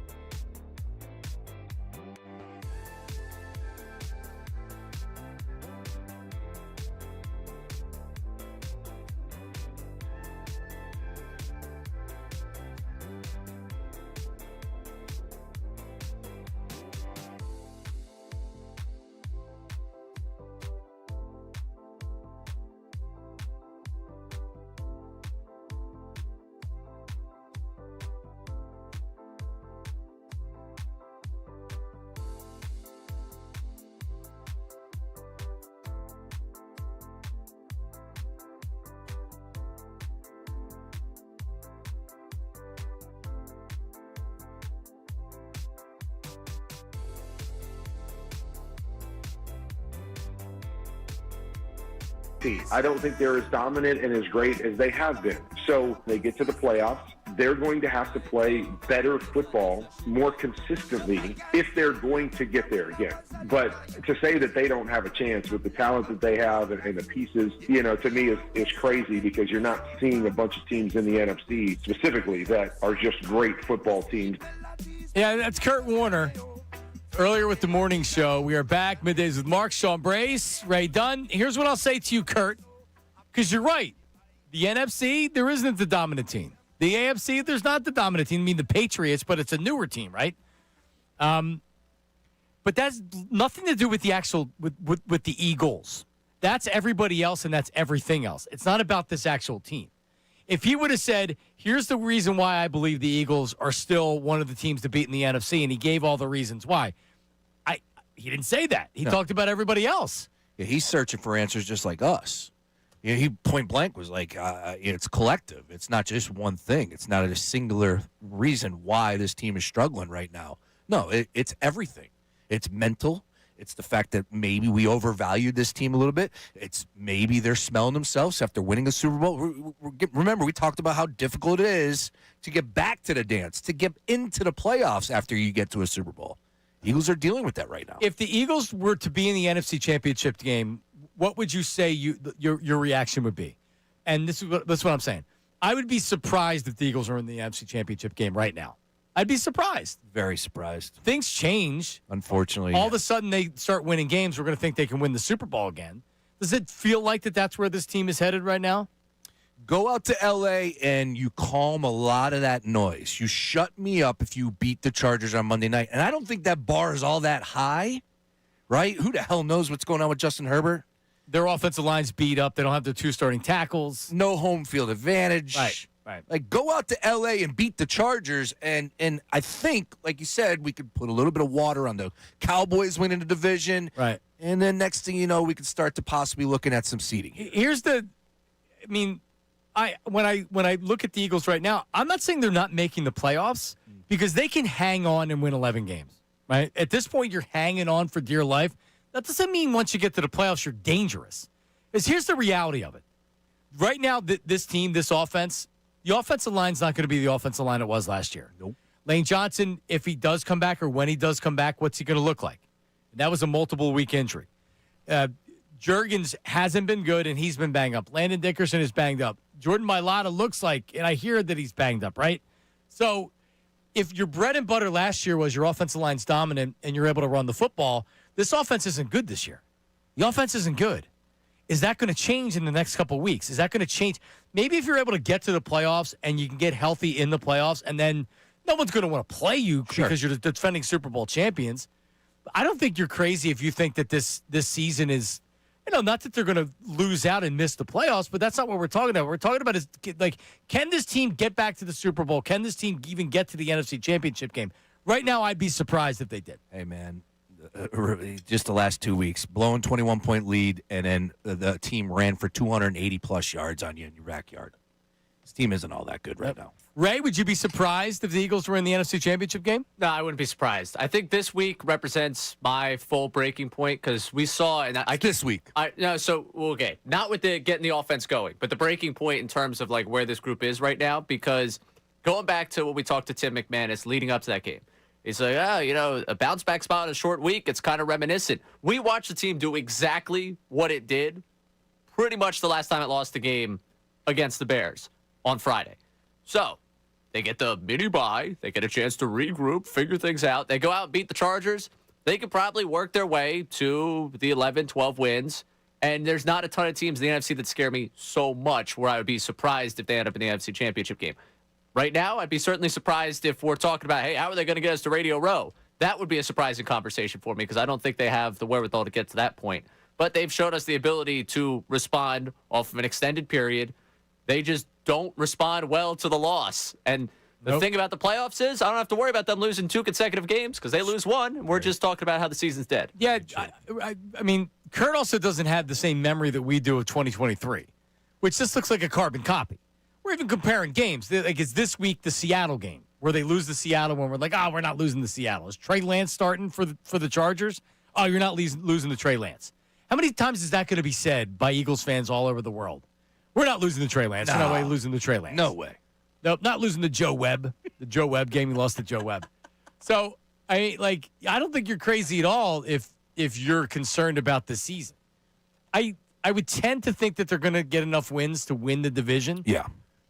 Because, like the Raiders is a win. One of those Washington games has to be a win. Yep. 2023, we said Arizona. There's no way they're going to lose Arizona. They lost Arizona on their home field. 31 points. If they lose this week to the Chargers, for me, it's over. It's this game. Yep. This is the one. This is it. If they win, they win the division, and they go to the playoffs. If they lose, if they lose to the Chargers, season's over. I don't even care if they make the playoffs. I'm out. Yeah, season's over. But you're 8-5. Yeah, maybe. You're going to end up being the 3 seed. You get a home playoff. Maybe you end up at you lose this game. You end up with 6 losses. Probably lose the Bills game. The way this is spiraling, you could lose another one of those games. Yeah, we could be talking about disgusting 11-6, 10-7, and maybe you end up with the 4 seed. I don't think 10-7 you win the division. Was that the Cowboys win what? 4-5? The Cowboys are getting 10, and they have the tie. Well then, man, if we're talking about a wild card team, well, you may not be a wild card team. San Francisco right now is the 7th seed. They have 9 wins. So they are 1 game out of the number 1 seed, and the feel. And I'm not blaming you for the feel, but the feel is they're closer to a wild card. Oh my gosh, could this team not make the playoffs than the actual 1 seed? Are they closer? Are the Eagles closer to not making the playoffs than to being back in the Super Bowl? Oh yeah, they're closer to not making the playoffs. Right now, San Francisco's 9-4. Eagles are 8-4. The reason why you're number 3 is because you're the division leader. If they give up that division, they may not make the playoffs. I will do. I forget who did it. Was it Paul Pierce? They missed the playoffs. I'll walk to work. You don't live that far away. I live in Northern Liberties. How long of a walk? How do you get from Northern Liberties to here? I don't even know how you walk. Ridge Avenue. That's nothing. I said if Dominic Brown hit 2 more home runs in the first half of his All-Star season, I was going to walk to Citi Field for the All-Star game. I was going to walk to New York City. You're talking about taking a stroll up some path. Yeah. On the school kill. It would take hours. It would take hours. Oh, would it? I'd be up at 5 to get here. All right. All right, hold on. So I'm walking. You don't have to give me your address, but what is the... Put in the Federal Donuts in Northern Liberties. That's close enough. Oh, that's a great spot. Oh, great spot. I lived across the street for 3 years. Federal Donuts, North 7th Street? Yeah. All right. Let's see. Walking, how long would it take? Let's go. I'm not adding a stop. No, Federal Donuts and then current location. I want to give it that. One Bala Plaza. All right. That's 2 hours and 28 minutes, right? Yow. 5.5 miles. They missed the playoffs. I'll make that walk. You could also run if you wanted to. I will make that walk. All right. I'm not going to run and then come in here and work. Let's bring some donuts. All right. So say it again. If the Eagles miss the playoffs, I will walk from my apartment to work. And back. Well, I don't have any transportation. Yeah, I'll probably have to be a walk back. Well, no, you could Uber or take a ride. So you round trip walking? 10 miles. Yeah, that works for me. All right, there you go. If Wear they some miss the comfy playoffs. shoes.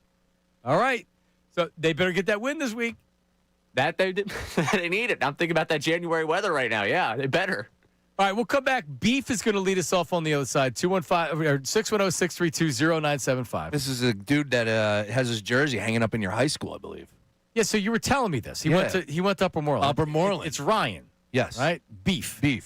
Don't you have your jersey in the rafters, too? Incorrect. Oh. Jersey? Yeah. Would have to play sports. I didn't.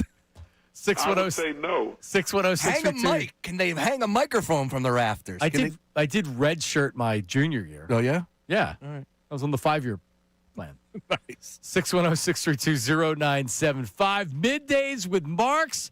Coming up, Sean mentioned it earlier, but we have some texters saying we have a caller on the line asking it.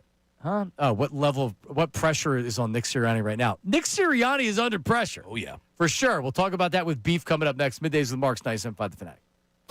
Now on 97.5 The Fanatic Sports Update.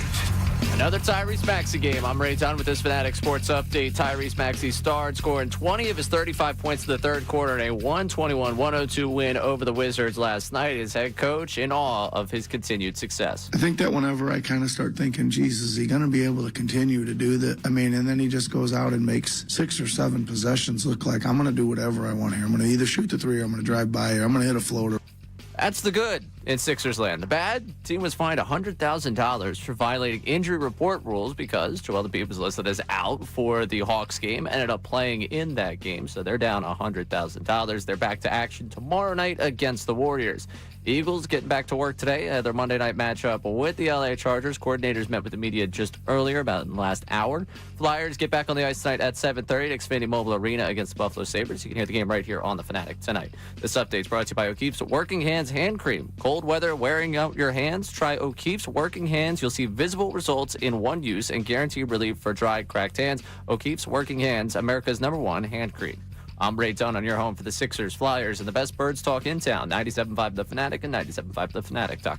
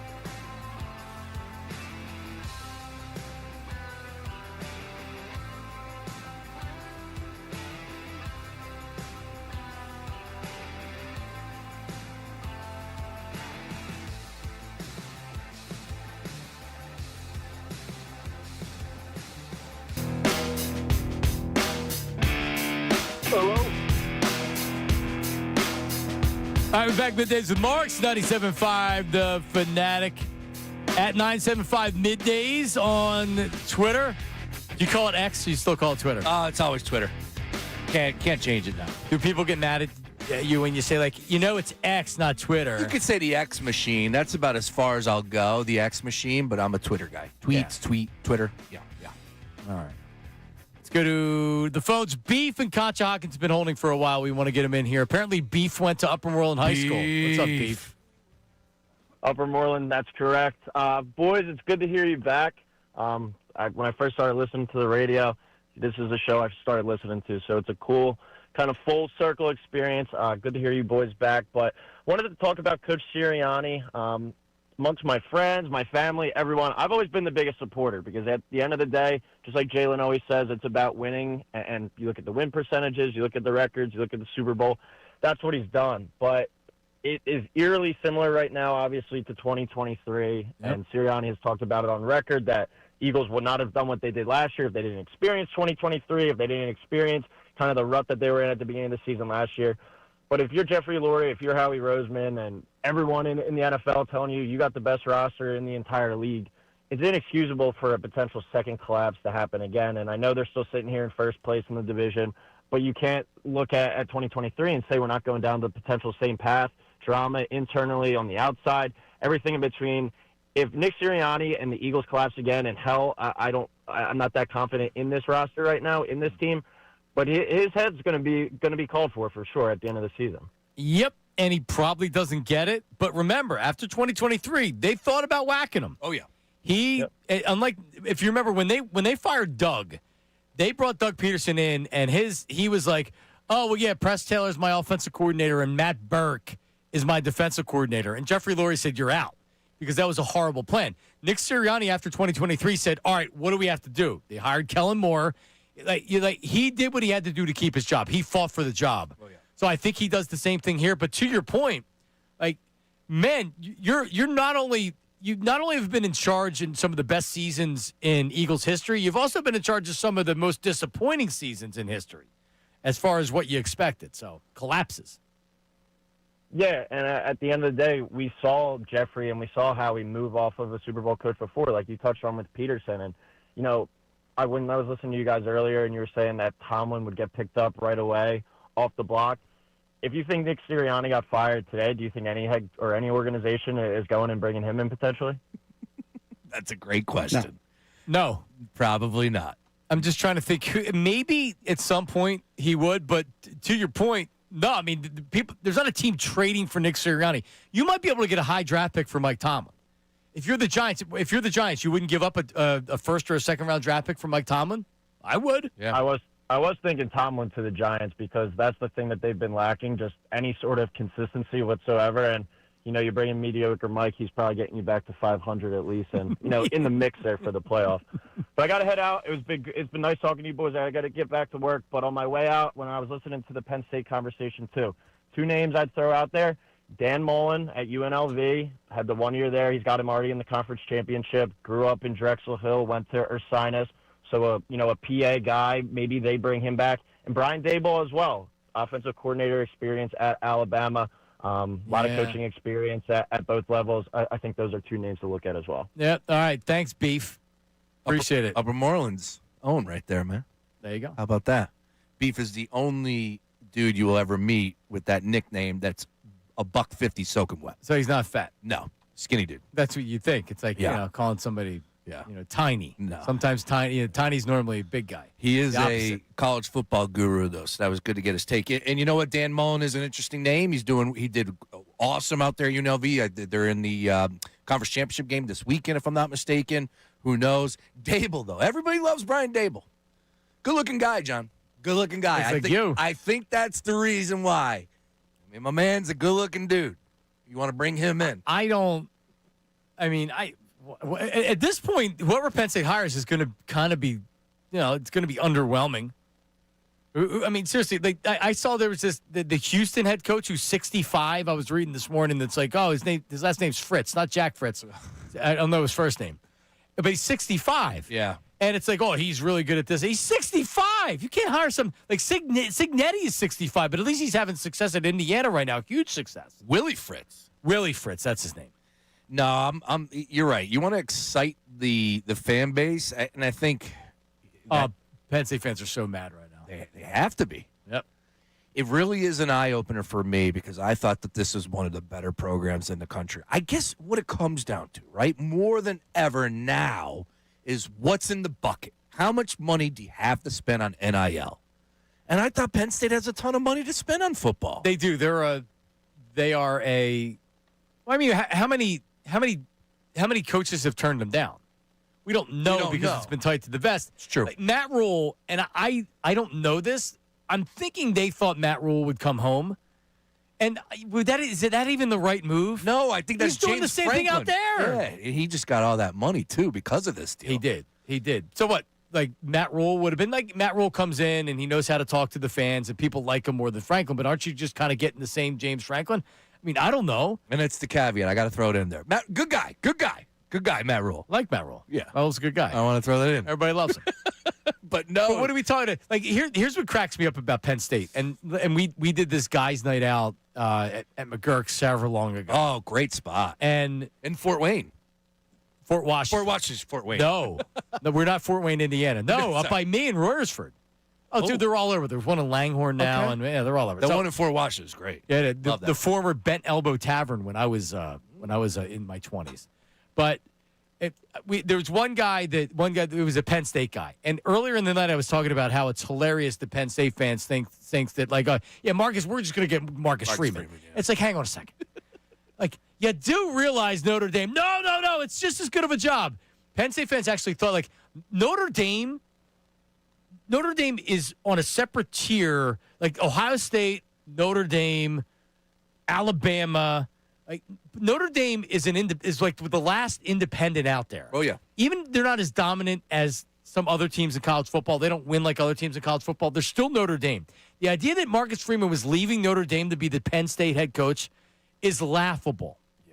I don't know why anybody would say that from the Penn State perspective. His name has been tossed out there because LSU was one of those. Overvaluing what the program is. Penn State's a good program. I did it. I overvalued Penn State. It's not Ohio State. It's better than Nebraska. What Oregon or Penn State?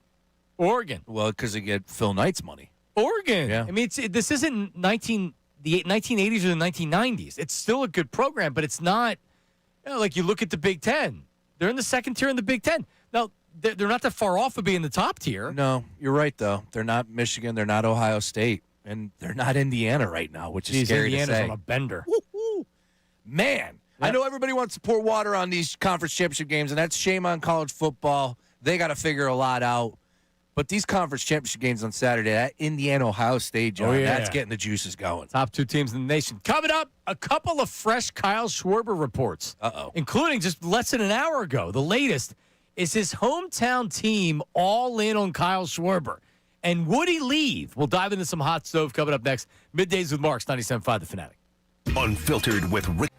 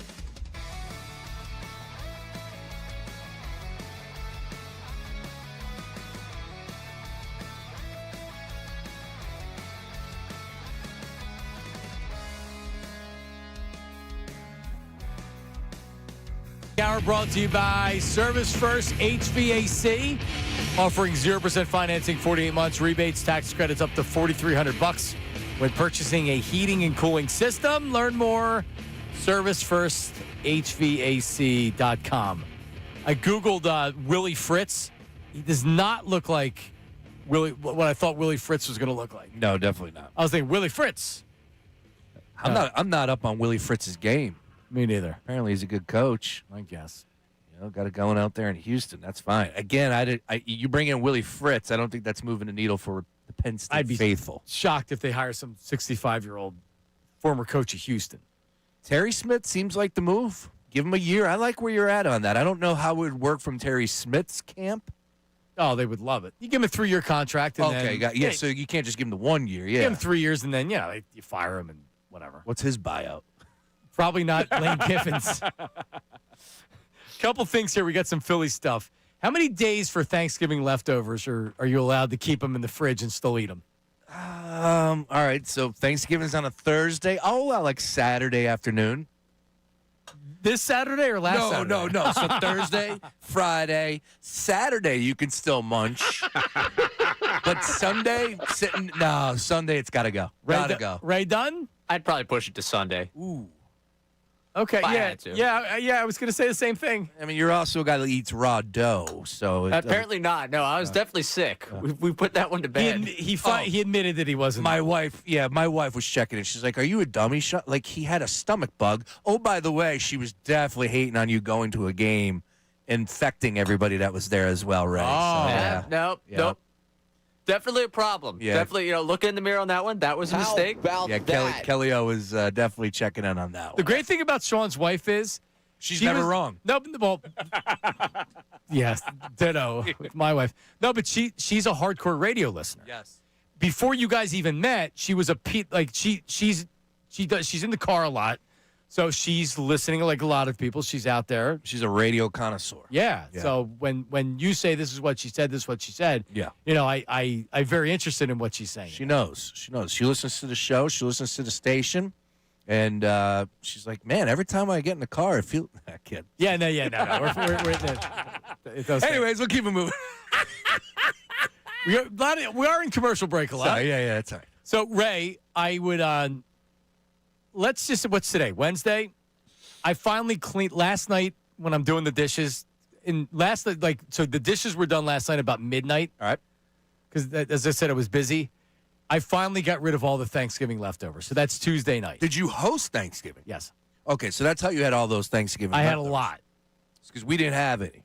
No. We got sent home with like a doggy bag. So for the most part, everything was eaten over the weekend. Tuesday, some turkey was eaten from Thanksgiving. Come on, dude. Yep. Tuesday. I smelled it. Oh, I gave the feel. It wasn't slimy. I went with the turkey sandwich. I had already eaten the stuffing. So is that too much? Oh, you were trying to start another COVID outbreak. All right. This is Wuhan up there.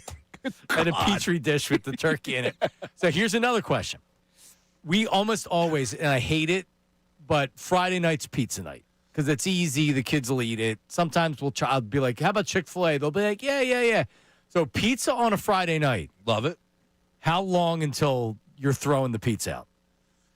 Pizza doesn't last, man. It's to reheat it like 1 day max for me. 1 day? Yeah. But hang on a second. It's that next day, and that's it. Nothing makes me more angry, like at a radio station or even like at somebody's home, where they just put the pizza back in the box and then throw the box in the fridge. You need the aluminum foil the pizza. Yeah, put it on a plate, wrap it up, throw it in the fridge. Yeah, throw it in the fridge. That way you can reheat it and it still tastes good. You tell me 2 days, 3 days? 2 days? You? How many?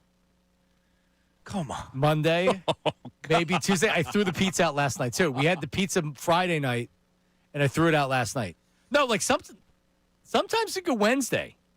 Wow. Wednesday? Well, I mean, it's refrigerated. I'm not telling you it's the greatest at that point. Yeah, it's pizza, though. You know? It's you like, go 1 day. Are you insane? It's because then it gets all like the thick cheese. Well, you got to heat it. Yeah, you're reheating it. You just throw it in the microwave? No, air fryer. See, I don't have an air fryer. I don't know how that works. Dude, you kidding me? Changed my life. Air fryer. Air fryer, 400 degrees. Apparently, that's how you make food last long. Yeah. Is you're air fried. All Yeah, right. no. So Friday night, on a Sunday from Friday night, the pizza's still very good, very prime. Then you get into the week. Like a Monday night, I may offer leftover pizza to the kids. Like, wants a pizza though? Yeah. I don't want to eat pizza. I hate it. Like it's just I've had too much pizza. Like I don't even want to eat it anymore. Yeah. But when I do eat it, because it's like, all right, that's what we're having. Yeah, like I'll easily on Monday or Tuesday eat Friday pizza. Is that too much? That's for the text line. That's for the YouTube chat. I don't know what people are saying. We had someone defending you on the text line for leftovers. So, All right. hey, this is Hugh and Media. I'm sitting here right now eating leftovers, and I've got plenty man. more to go. Dude, it's December. Thanksgiving. It's December 3rd. It's Wednesday. It was a Come on, late man. Thanksgiving. It was a late Thanksgiving. It fell on a Thursday this year. Right.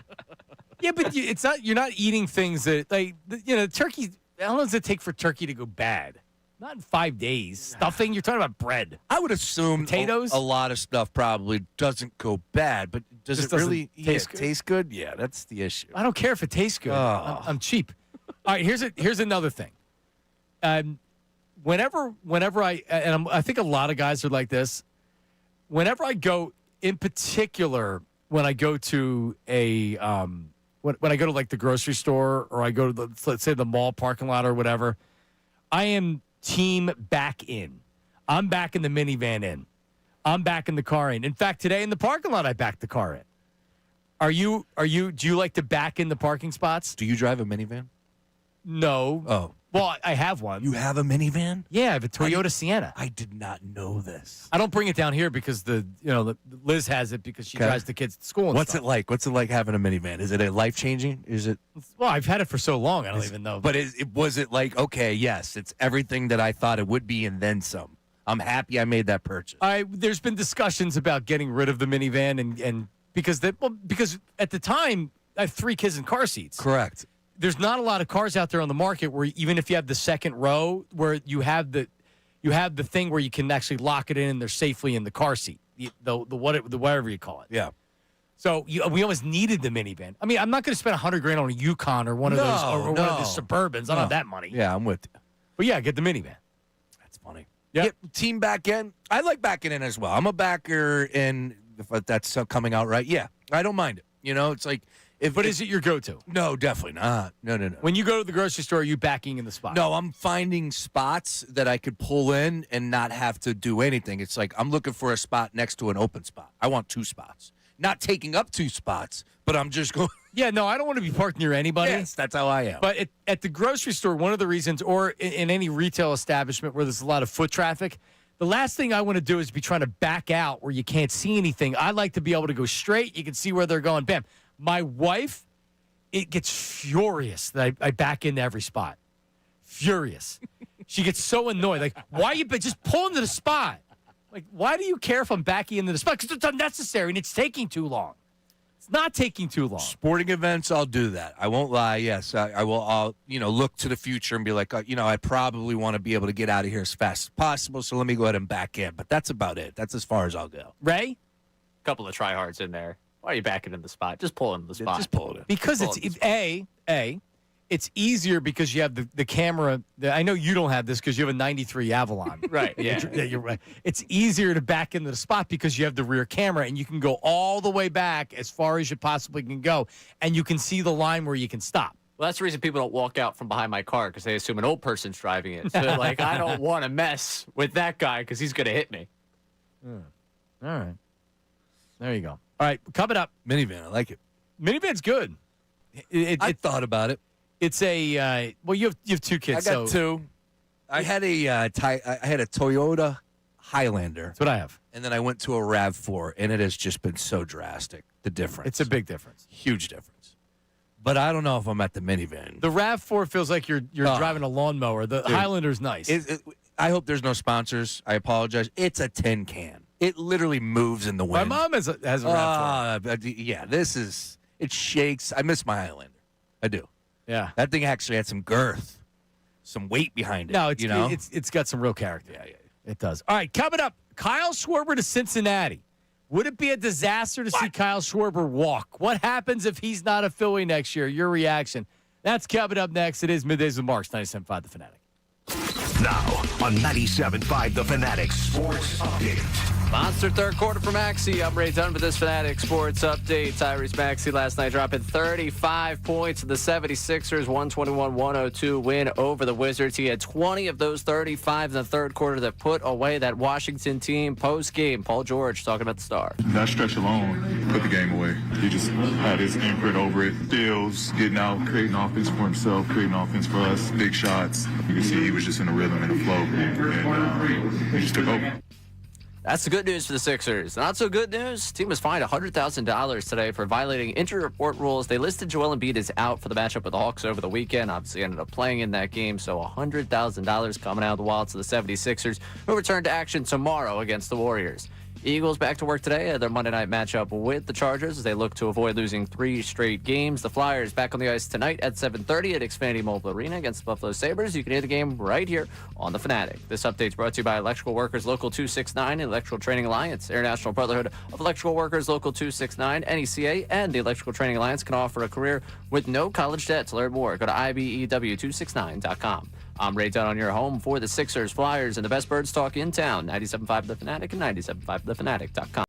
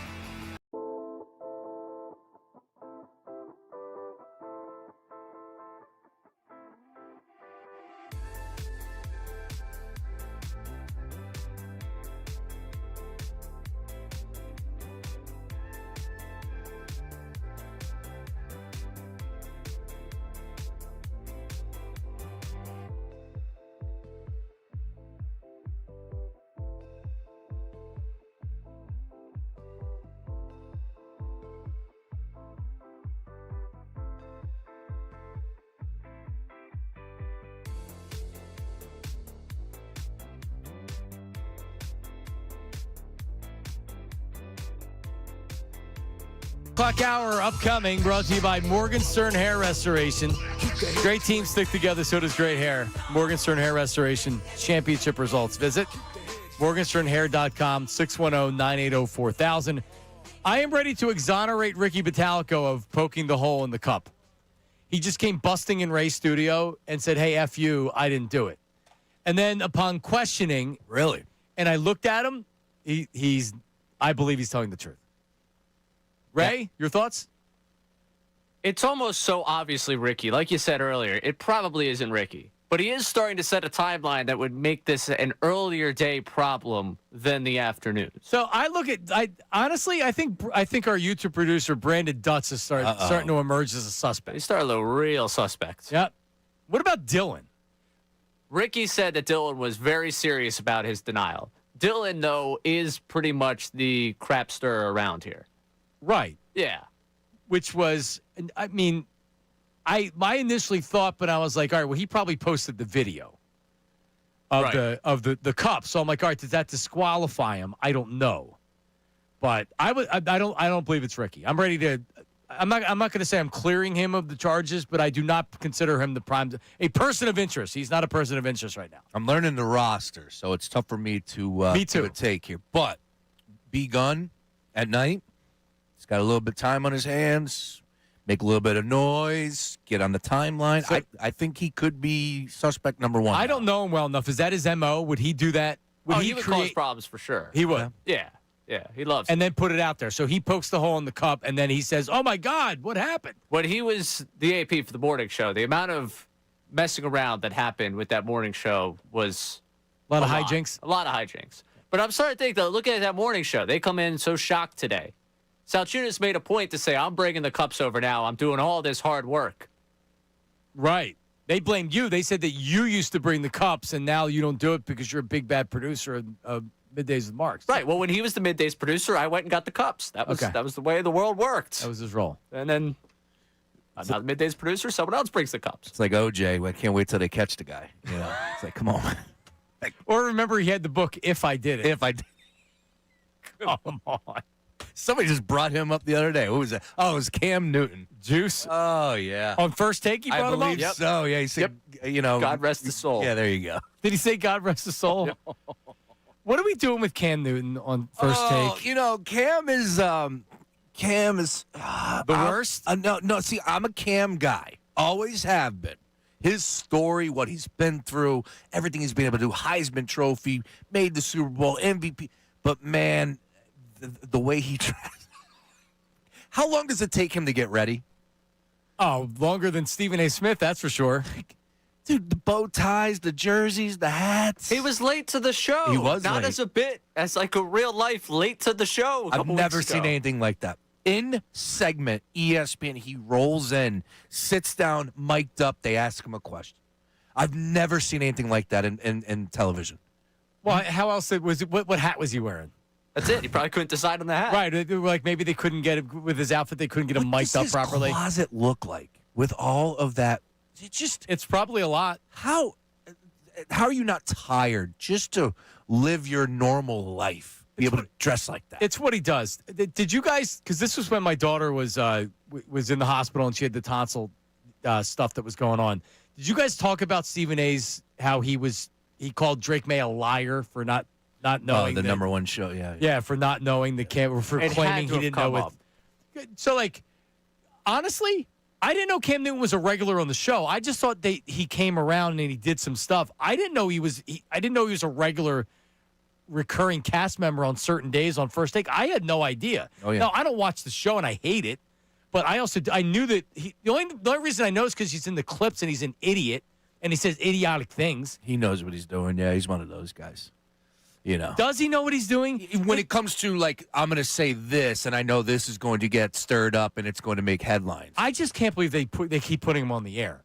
I mean, he legitimately sounds foolish. Now, did you see the new one today? Not him, but RG3.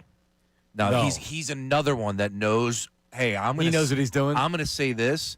He said something along the lines, I'm trying to pull it up right now, about BYU not being in the college football playoff at this point in time.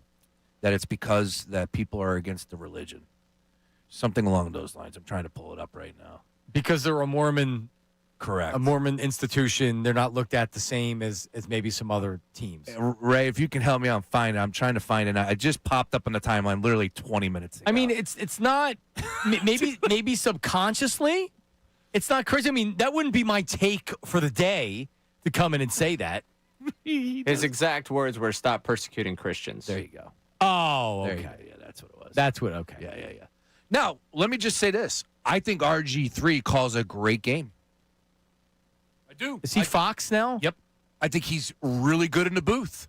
Keep him in the booth. Let's stop with the debate shows so I could outtake you and get these headlines, please. Yeah, because you end up having fake takes. Correct. Everything's just, well, I need to have a thing. No, because I mean, honestly, that's what the whole new line of when Chase Daniel had the show, Acho, Shady. It was so apparent that producers are being like, all right, here's what we need to do. You have this opinion, you have that opinion, you have this opinion. And then you learn it's like, okay, I'm the one that has to have the contrary opinion today. So one day it was Shady. Another day with Chubby Chase Daniel became the Jalen Hurts hater. Chubby Chase Daniel. Yeah, he became the hater. Shout out to Black Gritty for that. But everybody had their role. So you had the Jalen Hurts hater. Yep. This guy was that. Shady was the anti-cowboy, and he was the pro-Eagle guy or whatever. Yeah, like it's all fake. Yeah. The entire stuff is fake.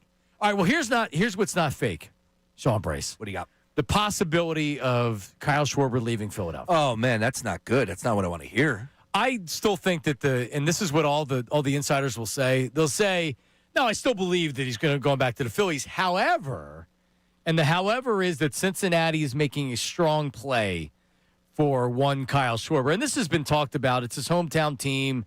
We thought that it was something that was going to happen, but John Heyman says the following on Twitter about an hour ago. Reds are indeed interested in hometown hero Kyle Schwarber.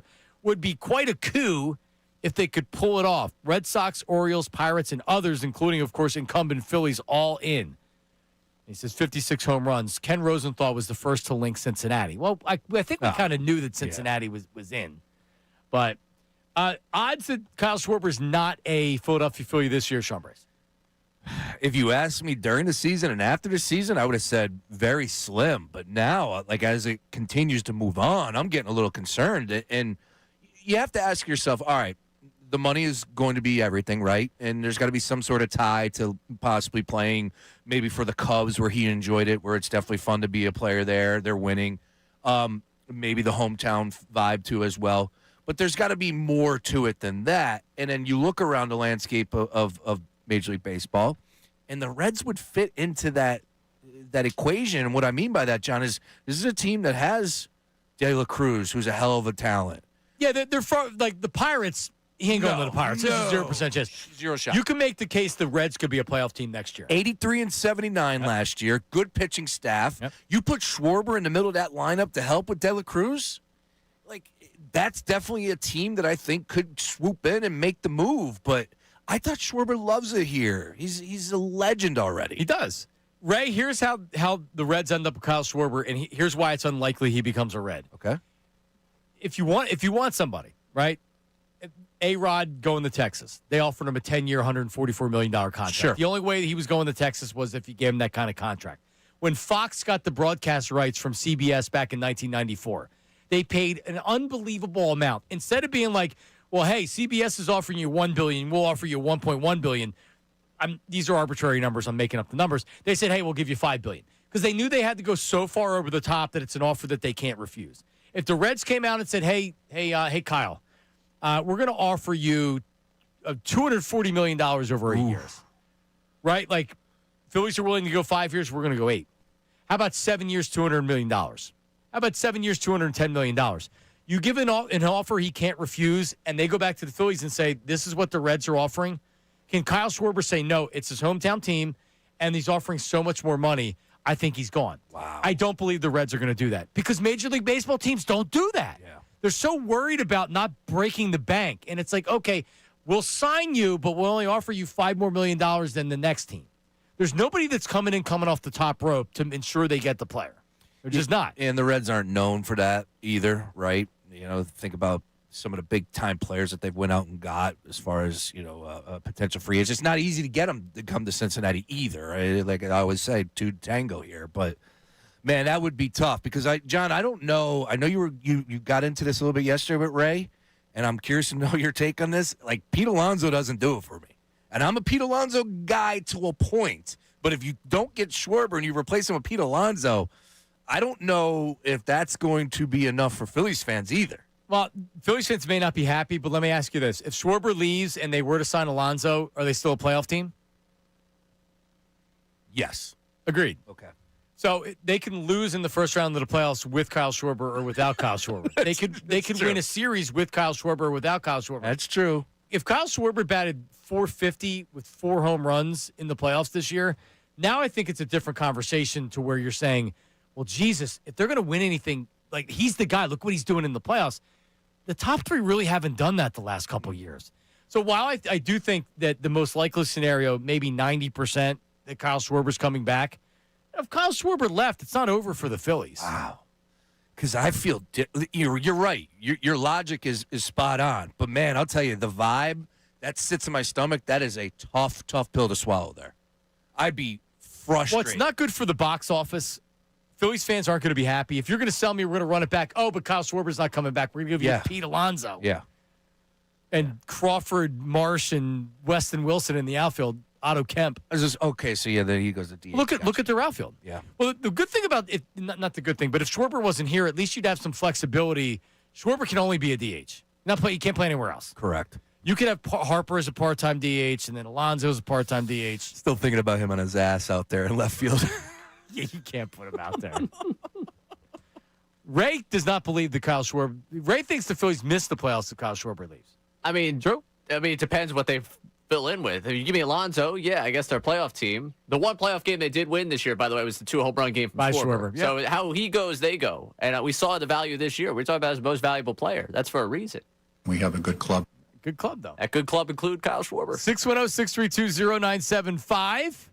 We have more Phillies conversation on the other side because every time I bring up the outfield, it makes me happy and sad at the same time because it's so god awful that they have to do something. But what is it that they're going to do? Also, Peter Schrager was on Pat McAfee yesterday, and he outlined why he thinks things can unravel for the Eagles. Oh, fun. Part of it's the pressure that is put on the team by the city. It always comes back to the fans. Middays with Marks, 97.5 The Fanatic. Let's talk about Morgan Stern Medical. All right, so listen. Maybe you got good hair. You don't got to worry about it. You're like, oh, yeah, I got good hair. Well, I didn't have good hair. I had okay hair. And then as I got a little bit older into my 30s, then I started to lose my hair a little bit more. And then you get to a point where you're styling it differently, getting it cut differently. You're trying products. I was trying the shampoos that are supposed to unclog your follicles. And then you try the sprays that are supposed to regrow the hair. None of that stuff worked. And then I met with Morgan Stern Hair and their hair team. And I can just tell you this. When I walked in that office, I was kind of like, I'm not going to get this done. It's kind of a courtesy that I'm doing. Nope. Had the procedure done, and many years later, my hair looks great. So if you want your hair back and you've tried some of these products that are on the market, maybe an Instagram ad, maybe some medication that causes side effects, the side effects I'm talking about. The only side effects with Morgan Stern Hair is you get your hair back. And it's so easy. It really is science in 2025. And Morgan Stern Hair are the experts in the industry, the most experience and the most success. When it comes to hair, they've been doing it for over 30 years, the same crew that did my hair, and they can do it for you as well. All right? I'm still over there all the time. There's maintenance that you can get done. We're not just talking about hair transplants because there's a lot of different ways to get your hair back, to regrow your hair. If you look at your hair and you're like, I'm good where I am right now, I don't want to lose anymore, Morgan Stern Hair, championship results. So the website, morgansternhair.com. That's Morgan with an E, morgansternhair.com, or call them at 610-980-4000. You can tell them that I sent you. 610-980-4000, morgansternhair.com.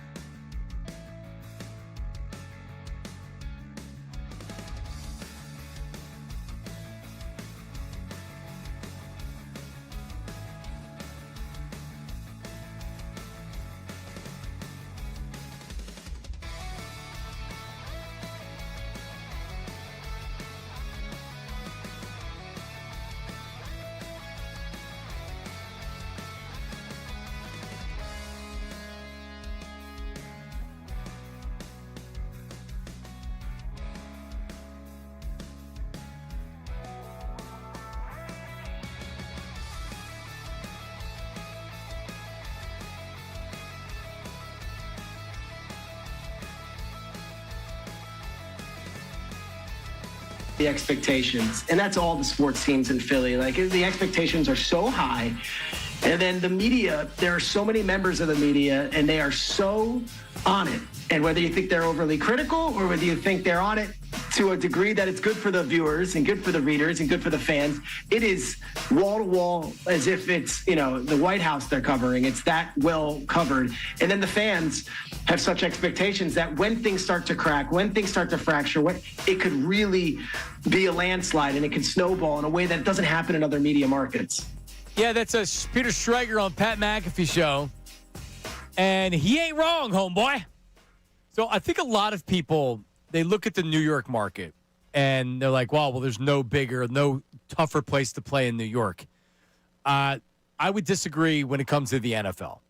Baseball, Yankees, Mets, yep, absolutely. Talk radio, every newspaper, everything. Baseball, absolutely. Football, not that there's big coverage.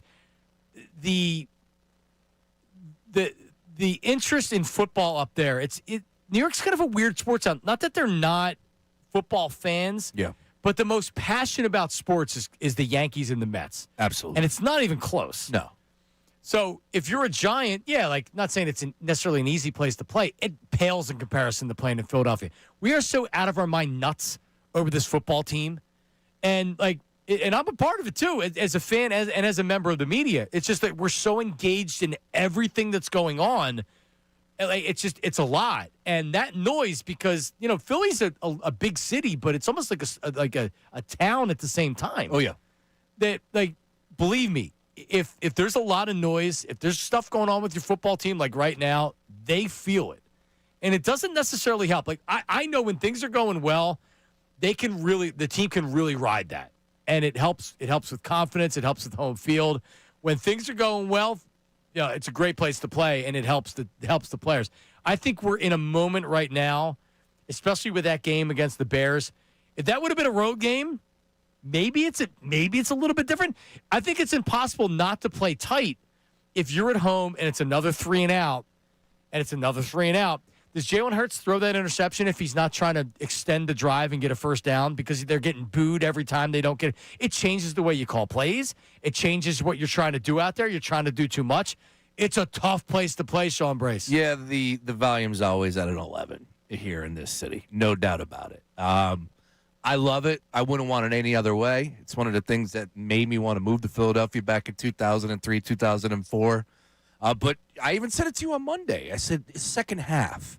Didn't you get the vibe of all right, we made our point, we're booing, we're unhappy, but now isn't it the time to get behind the team and all right, it's push come to shove, just find a way to win this football game, and it's first and 10, and they hand the ball off, and they get 2 yards, boo, second down, incomplete pass, boo. You think there's a chance in hell Jalen Hurts is completing the pass? The third down, he checks it down the Goddard for a 4-yard gain, 4th and 4, we have to punt. Boo.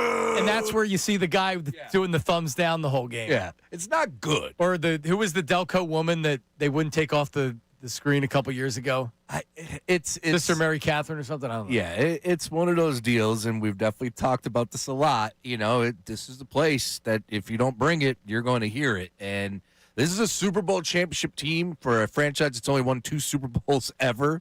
And here they are getting booed off the field, and they know, and they speak about it too, and they're honest with it from the Eagles players' perspective. They know they got to be better, and that's what I love about it. We're honest with our assessment. I know we're over the top, but I don't think the majority of us do it from out of nowhere. Yeah, but we're over the top, but aren't we also kind of on it? Yes, absolutely. Someone may not understand. Albert Breer put the tweet out at third quarter, halftime, whenever it was during the game on Friday, and it said, defending Super Bowl champion on a short week at home, and it was a video of the fans going crazy and booing, right? It's all right, Albert, I hear you. It's easy for you to say that in New England or in Boston where you're at. Come down here. Believe me, you're not going to outdo us on knowing the details of everything that's happened this year, last year, and 2023. Yeah. We smell 2023 right now, and that's why we're acting the way we're acting. Oh, by the way, this is the most expensive offense in the league. That too. And they've been underperforming. They're on pace to break the 3-and-out record. Which is crazy. Or the last however many years, 10 years or something. Yeah. Let's not act like we're overreacting to one game. No, booing is our love language. It's nothing new in this city. And like I said, it's what honestly it makes things what it is here. And that's why we're passionate about sports and we love it. I would just say the thing about the Eagles and where we're at right now, and to Albert Breer and everybody else, like even the national guy with his tweet where he said something along the lines of like, "There's nothing more pathetic than the Eagles fan, unhappy Eagles fan, or something like that." You know, we care, right? Like, there's no doubt about it. We care. Joe Shane is how you pronounce his name for the Giants, correct? I don't know if I got it wrong earlier. Joe Shane. No, I said Schoen. It's Shane. Shane. Yeah. He would have been fired by now if he was with the Eagles. Never have lasted. Never. Nor should he have. Nope. How is he still in control of making the decisions for that franchise? Bad organization in the city. They can hate him and fans say fire him, but the noise isn't all that loud. Correct. But the noise down here is loud. He would not have lasted. He would have been gone, and rightfully so. He's not good at his job. He's got 5 wins in 2 years or whatever that the soundbite was. Great. That's a great question. What was this? Yeah, it was five in the last 2 years. So stupid. I understand the question. Yeah. There it is. I understand the question. Yeah, what executive in Philadelphia, and I'll say outside of the Flyers because it's they've had some issues for a long time now. Correct. Has been really bad at their job and lasted. Ray? Because the Phillies have been good. And Matt Klentak, they whacked him. Right. Gabe Kapler. I remember everybody saying they won't get rid of Matt Klentak. John Middleton won't get rid of Matt Klentak. You got rid of him. Yep. They won't get they got rid of him. But the noise helped push those guys out. Absolutely. For sure. No doubt about it. For sure. Sixers. I mean, is the venom there for Daryl Morey? I don't even know what to say. The Sixers fans are a little odd too. I think, but Josh Harris handed the keys over from to the franchise to Daryl Morey. Right. Josh Harris is hated more than anybody. Correct. And it's also the difference, I think, in the way the owners operate. Like, John Middleton will readily admit to you that a Twitter poll influenced what superstar he wanted to sign. Josh Harris, Twitter? Josh Harris is like, the Commanders. He's got 7 franchises. Right. And he handed the keys over to Daryl Morey. Daryl Morey's not going to fire himself, but yeah. Yeah, but they also hired the Warriors, the former Warriors president. Is Myers, Bob Myers? Yeah. Bob Myers is now overseeing, I think everything in their portfolio, right? All their sports teams. Yep. So he was sitting with him in the box. What's in the box? I'm a big Elton Brand fan, though. EB goes to my gym. Shut up, EB. But do you still go to the gym down here? No. I was going to say. Vision Fit in Conshohocken. There's a plug. Shout out to my team over there. He goes to your gym? Yeah, 5 a.m. EB's down there. Is he in the 5 a.m. crew? He's in the 5 a.m. crew. Yep. Too early. Talking, Sixers hoops with him at 5 a.m. I'm sure he loves that. What do you think about it? Who was the old Eagles player that used to be, he trained down at the place we used to go that we had the membership through here? Old Eagles player? Carlos? Yeah, Carlos Bradley. Carlos Bradley. Yeah, there you go. Because every time it would rain, the club would flood. They fixed that. Did they? Yes. AFC. Good spot, too, as well. It's a good spot. Yeah. It's a good spot. All right, coming up, Kevin Patullo, everybody's favorite offensive coordinator, met with the media a few moments ago, and he addressed his house being egged. We have his comments for that coming up next. It is Middays with Marks, 97.5 The Fanatic. Now on 97.5 The Fanatic Sports Update. Maxey stars again. I'm Ray Dunn with this Fanatic Sports Update. Tyrese Maxey with another big night last night. He scored 35 points, 20 of them coming in a big third quarter for the 76ers. They knock off the Wizards 121-102. After the game, Nick Nurse talking about his star. I think that whenever I kind of start thinking, Jesus, is he going to be able to continue to do that? I mean, and then he just goes out and makes 6 or 7 possessions look like I'm going to do whatever I want here. I'm going to either shoot the 3 or I'm going to drive by or I'm going to hit a floater. Another 76ers news. The team was fined $100,000 for violating injury report rules after listing Joel Embiid as out for the matchup with the Hawks over the weekend. He ended up playing in that game. The Sixers return to action tomorrow night against the Warriors. The Eagles back to work today at their Monday night matchup with the Los Angeles Chargers. They look to avoid losing 3 straight games. Coordinators got a chance to meet with the media earlier today. Flyers get back on the ice tonight at 7:30 at Xfinity Mobile Arena against Buffalo Sabres. You hear the game right here on The Fanatic. This update's brought to you by NJ Transit. Slay the season with savings for the holidays when you buy one, gift one from NJ Transit. For details, visit njtransit.com/holiday. I'm Ray Dunn, your home for the Sixers. Flyers, the best birds talk in town. 97.5 The Fanatic and 97.5thefanatic.com.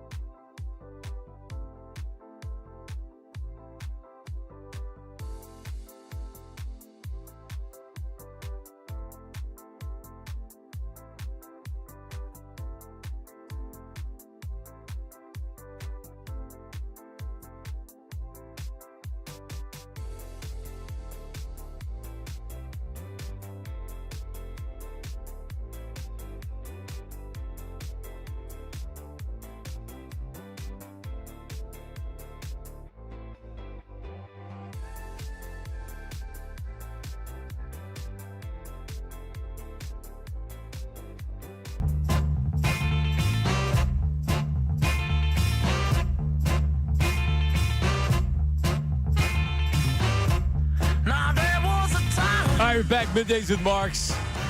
Bertitas in tomorrow. I'll finally have my swipe badge back. Oh, nice. If he brings it in. I mean, he still hasn't confirmed with me that he has it. Can I take the stapler then? Yeah, take it. Since you don't need it? All right. Yeah. That's like my backup swipe card to go to the bathroom. Is the stapler with no staples in it, or is it the stapler with staples in it? I haven't tried to use it other than to hold the door open so I can take a leak. I'll be very upset if it's one with staples in it. Have you found out why he didn't let you know and he texted Vito? No. Is that going to be a topic that you're going to bring up tomorrow? Yes. Oh, great. I can't wait to hear it. Yeah, that's why I'll be watching. I haven't discussed it with him other than I know that he's working tomorrow. So I haven't said like, yo, dude, you have my, like, why would I look for hours? I legitimately was like, I was tearing my car apart. I'm like, it's got to be in the car. I went to the Lost and Found, or the building. No. Yes. Oh, man. Well, no, I didn't go there. I emailed the building and said, was this found? And they're like, no, we haven't found anything. I'm like, okay. Yeah, the lengths that I went to try to find this sweet card. And Jason Martinez, if you don't know the story, Jason Martinez by accident took it with him last Wednesday, but then didn't tell me he had it. Yeah, that's but the told issue. told Mike Vito that he had it, but didn't tell me because Vito was like, "Do you want Jason to work earlier in the week? That way you would have your card." Like, huh? What does he have it for? I gave a Bernie. Unbelievable. I went. Text him. Come on, man. We'll find out tomorrow. I like it. We'll find out tomorrow. What we were going to talk about here. All right, so Kevin Patullo, and I discussed this to start the show yesterday. I was kind of mad about it because I'm already annoyed with the obsession with Patullo. It's freaking weird, man. Only in a city like Philadelphia are we so obsessed. Public enemy number one is the offensive coordinator. Even though the head coach has an offensive background, even though you can see why, like Patullo, he's not doing a good job. Like, that's fine. Get rid of him. I don't care. Yep. The obsession with Kevin Patullo is insane. Did you see the PennDOT sign? Saw the Lincoln Financial Field? Saw the PennDOT sign. That was Sunday night, Monday morning. Monday morning, I saw it. I got a kick out of it. I did. I thought that was funny. Sure. What you're about to get into irked me as well. There's a new website, firekevinpatullo.com. That's a little much, but okay. I can even live with that. And then he got his house egged on Saturday. That's where we're over the top now. Like that's just too much. And people are doing it on social media, and that's why it's happening. So they can post it on social media, get the likes. I hope they get locked up. I hope they get charged. You keep the family out of it. He's got kids.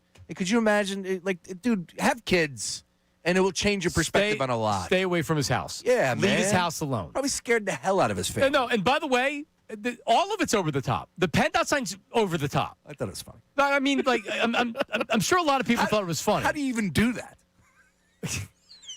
Someone that's an Eagles fan that's in charge of it. I mean, obviously, so who does the PennDOT sign anyway? Some dude, right? Well, it's you tow it to the location. You're parked. It's got the wheels. So it's probably already down there because it's at the stadium. Yeah. So yeah. Instead of parking, lot K is full. You can't park there. Let's do whatever. You put fire Kevin Patullo. It's just, I mean, what about fire Nick Sirianni instead of fire Kevin Patullo? Isn't Nick Sirianni the head coach with an offensive background? You had said this during the break. Yes. Why doesn't Nick Sirianni stand up and say, listen, I'm the head coach of this team. Like, put it on me. You want to blame somebody for the offense? Stop with Kevin Patullo. Put it on me. It almost seems like that he washes his hands of the whole situation, doesn't it? It would be nice to hear a little bit more backbone from the head coach, right? Like, okay, if this is your offense and you're going to figure it out, you know darn well that he is enemy number one. Patullo has the bullseye in his back. Stand up and have your guys back. Right, like I referenced this, and forgive me because there's a million and one other coaches that I probably could go to, and this is old school, but Jim Fossil was the head coach of the Giants. I just remember him going, I'm all in. Here's the poker chips. We're all in. They were struggling. This is a perfect time for Nick Sirianni to do that. Yep. If he believes that this team is good enough and will win the division and will make the playoffs, then do exactly that. Say, this is it. Enough of Kevin Patullo. Enough of the obsession. I'm the guy in charge. But he doesn't do that. Nope. So I'm not doing a good enough job. Yeah. I mean, seriously. Where's some courage at, man? Have his back. Yeah. Just come out and say, no, like, put it on me. I'm the head coach. Andy would have done that. Andy would have never allowed his offensive coordinator to take this kind of crap. Never. I agree. You're Super Bowl champion head coach. Give me a little Mike Gundy with I'm a man. There you I'm go. 40. He was He was sticking up for his player. Yes, he was. But do your own version of Mike Gundy for your offensive coordinator, for Patullo. Give us a soundbite. Come on, Coach. Give us something, Nick. Were we in a debate? Oh, yeah, that's all we get. You got to get the notes. I don't know if it's clean enough, but you got to get him checking his notes on the drop board. Oh, yeah, the notes. That's a big notebook. A lot of notes. Here's Kevin Patullo speaking with the media about his house getting egged. You know, at this point, right, we're ready to focus and winning the game. You know, unfortunately, it happened. You know, I've been here for 5 years now, and it's been awesome. I mean, this is such a unique place to coach and play. It's very special. We've been to, 2 NFC Championship games. We've won at Lincoln Financial, a Super Bowl. The parade is it's an amazing atmosphere to be a coach and a player. And as coaches and players, we all know that part of our job is to handle criticism. And so it's perfectly acceptable to sit up here and talk about what's going on, how to fix it, what we're going to do going forward, and we know that. But when it involves your family, obviously crosses the line. And so that happened. And at this point, we just got to move on. We're trying to win. That's all we want to do is focus. Whether it's my family, whether it's the team, all we're trying to do together is focus on this week. We've got a long week, which has been good to have an extra day of preparation and go out to LA and beat the Chargers. Is this the time that we give a standing ovation, John? I know this is a road game here on Monday, but how about the next time they come back to Lincoln Financial Field as Patullo and Sirianni? I was involved despite the Philly captain claiming it was his thing. It was not. It was my former show. Sorry, Philly captain, you're wrong. I'm responsible for it. He got an Emmy Award for that, John. That's nice work by him. Hey, he can have whatever he wants. Hey, that place did not give Trey Turner a standing ovation because the Philly captain. Because of my show. Love it. Well, again, just saying. So you just heard Patullo, and if you are a sensible fan, you feel for him, right? Like putting everything to the side, dude. Things have crossed the line, dude. I'm so embarrassed that it's a good word. You hate to. I'm embarrassed. Yeah. You hate to like, and when I went on the air yesterday, I said, listen. I know it's a couple of knuckleheads that did this. I'm not saying this is the entire fan base because of a couple of knuckleheads. But overall, our behavior has been ridiculous with Kevin Patullo. The obsession with the offensive coordinator it's weird, man.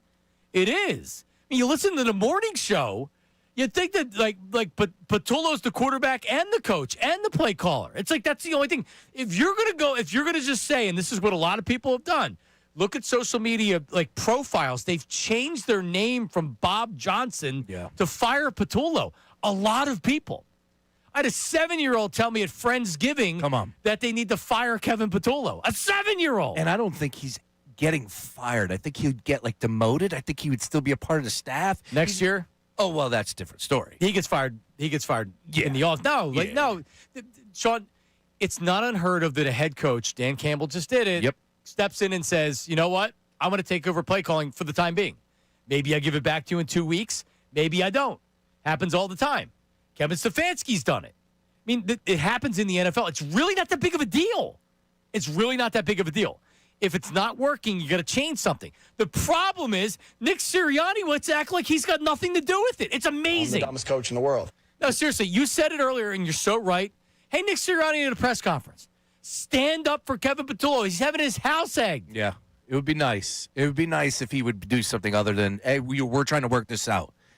And I know it's a thin line, right? I just gave him a little bit of some praise because of how he was answering those questions in his own way, all the way around, and then you get bored with the answer. But all in all, it's like, dude, just give me something. Your guy is just getting absolutely crushed. Stand up for your team. Say, this is now on me. This is all on me. That's it. We got to get a win coming up on Monday, and this is on me. Stop blaming Kevin Patullo. I understand the questions. You can do the understand the questions. I understand the questions. I'm the head coach of the team. This is on me. Doing Andy Reid. That's what Andy Reid would do. He seems to be distancing himself from any of that, isn't he? And he doesn't do anything behind the scenes, too. That's one thing that I always hear people, well, maybe he's different behind the scenes. He's not. He's not. Coming up, our YouTube chat recap and Herb from Northeast Philly. Hey, now. Should Herb do the YouTube chat recap with us? Oh, absolutely. We can bring him on for it. All right, that's coming up next. Middays with Marks, 97.5 The Fanatic. FanDuel in partnership with Valley Forge is the #1 sportsbook for same-game parlays. We've been telling you about this, and with plenty going on in the association right now, if you want to bet points, rebounds, threes, assists, FanDuel is the best place to combine your favorite picks into a same-game parlay or track every stat live, all in one easy-to-use app. And right now is the perfect time to join because new customers get $150 in bonus bets if your first $5 bet wins. That's right, $150 in bonus bets if your first $5 bet wins. So bet on the players you love the way that you want. All you got to do is head to FanDuel.com/endzone. That's FanDuel.com/endzone to sign up today. Sign up today. You'll be ready to go by tomorrow night when the Sixers and Warriors go after it. Maybe you're going to keep rolling with those maxi overs because it just kind of feels like the points over just keeps hitting no matter who they're playing. Again, you got to go to FanDuel.com/endzone. That's FanDuel.com/endzone to sign up today. FanDuel, official sports betting partner of the NBA. 21 plus, a President, Pennsylvania. First online real money wager. Only $5 first deposit required. Bonus issued as non-withdrawable bonus bets, which expire 7 days after receipt. Restrictions apply. See terms at sportsbook.fanduel.com. Gambling problem? Call 1-800-GAMBLER.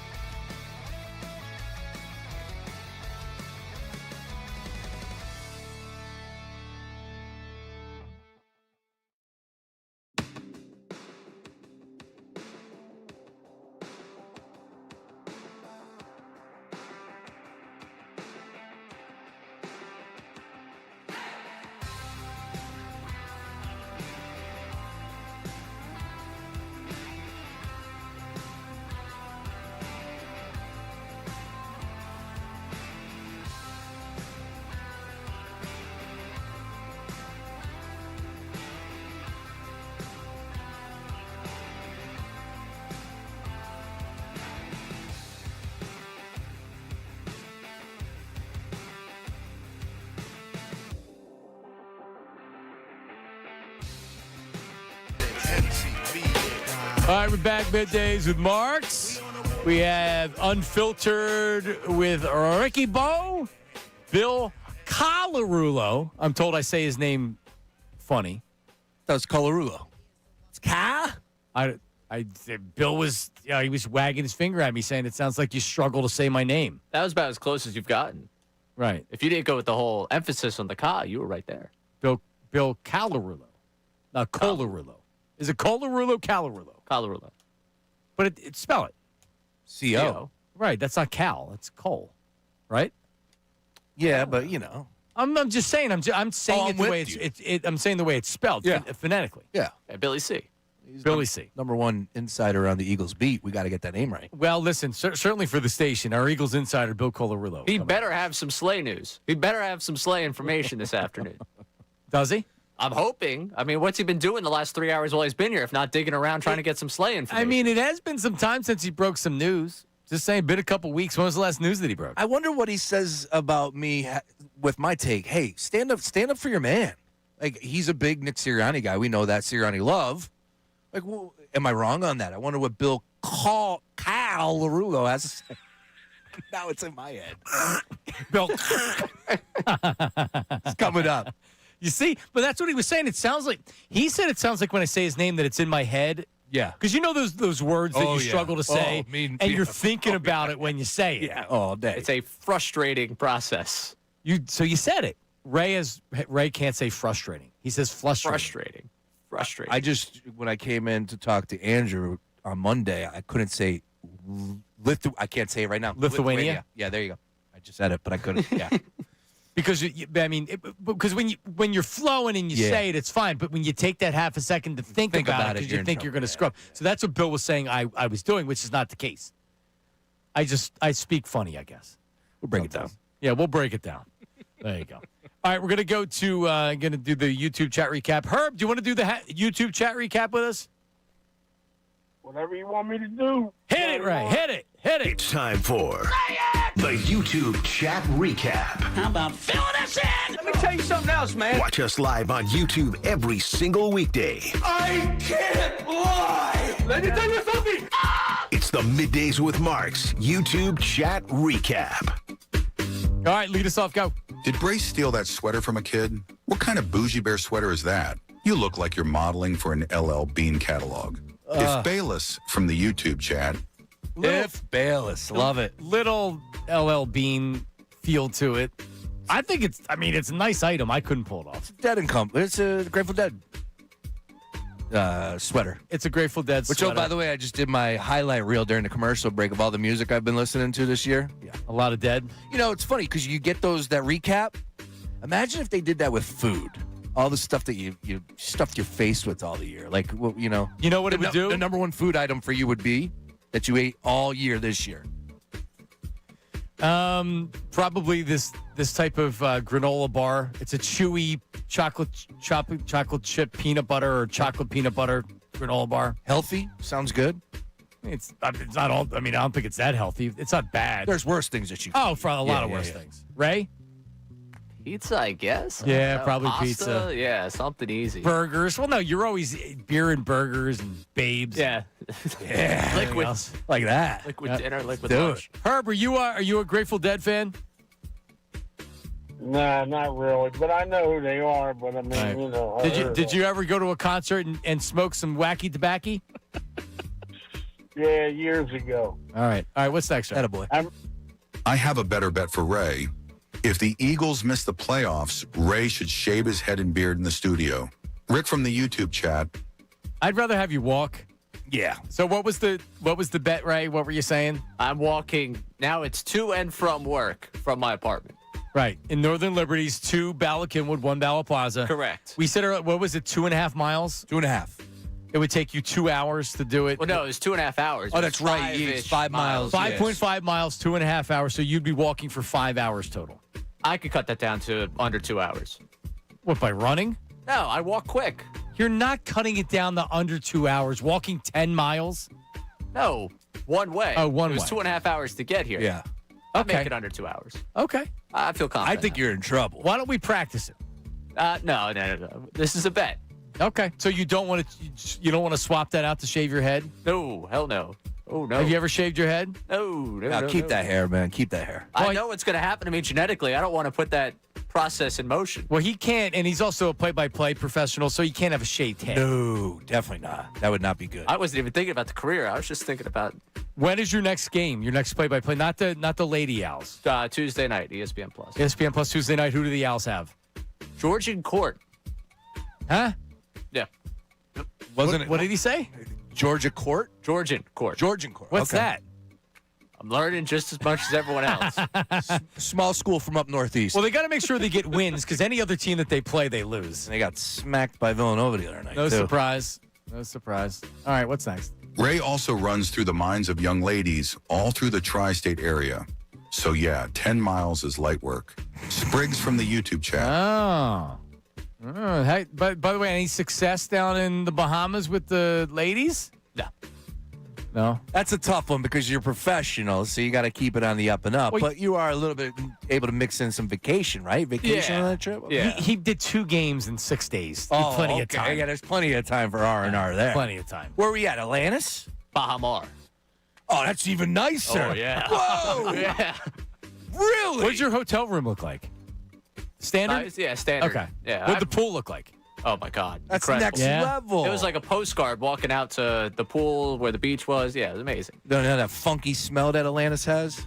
And also, you'd have to, because you don't have I'm assuming there was no wingman to go out with down there. I mean, our sports information director probably could be that. Oh. The SID. But he's All also right. my roommate on the road, so that also creates quite the, like, all right, man, you gotta go take a lap type situation. Ah, all right. Sounds like a reality show. It sure does.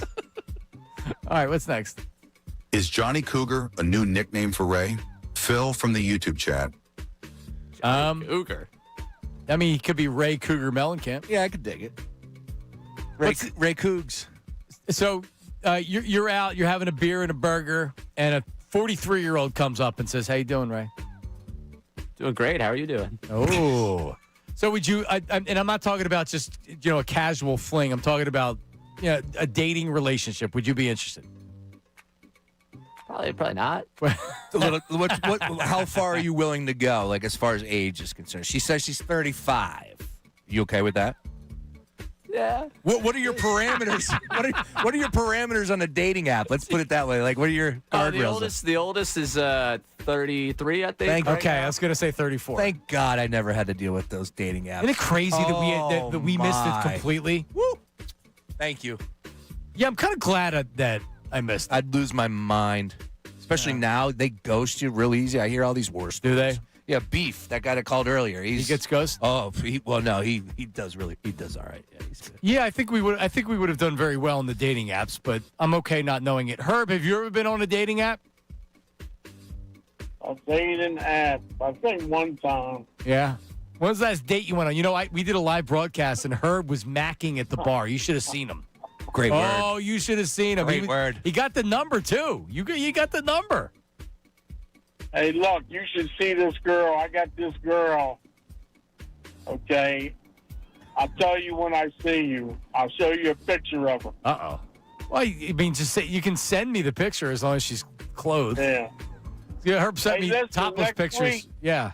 Next week, can I come up there or what, Johnny Martin? What do you Can I think, come Ray? up to the studio. Why not? All right. Right before, I want to see Ricky. I'll make sure. Batalico. I'll make sure that you see Ricky Batalico. I'll have my people call your people. All right. All right. Let's do a couple more. Go ahead, Ray.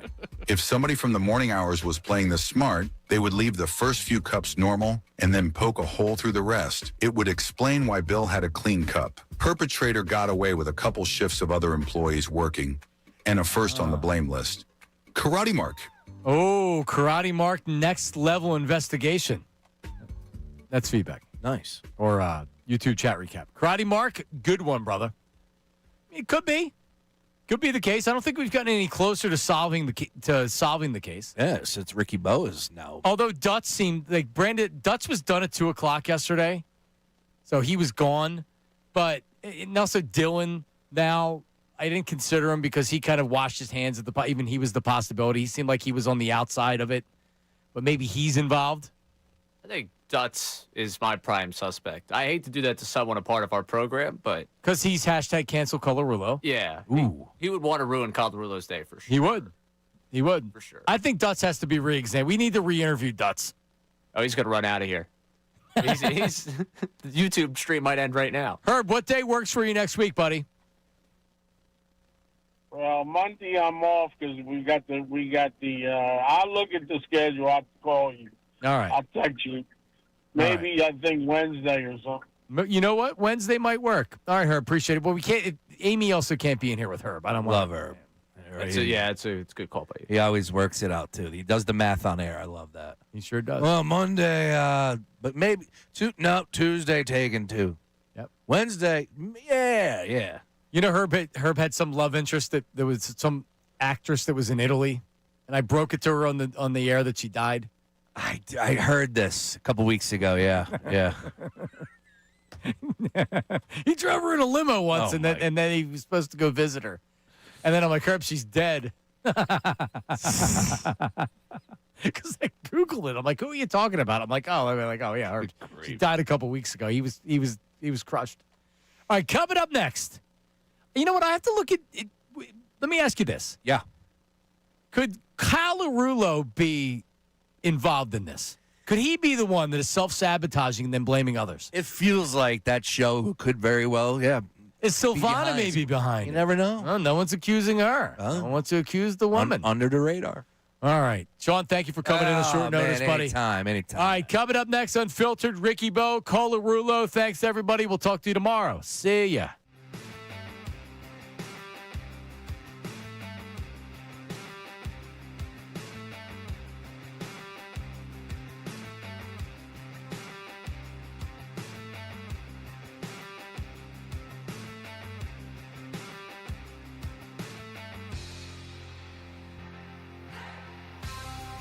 Three consecutive games. The Flyers back on the ice tonight at 7:30 at Xfinity Mobile Arena against the Buffalo Sabres. You can hear the game right here on 97.5 The Fanatic. This update is brought to you by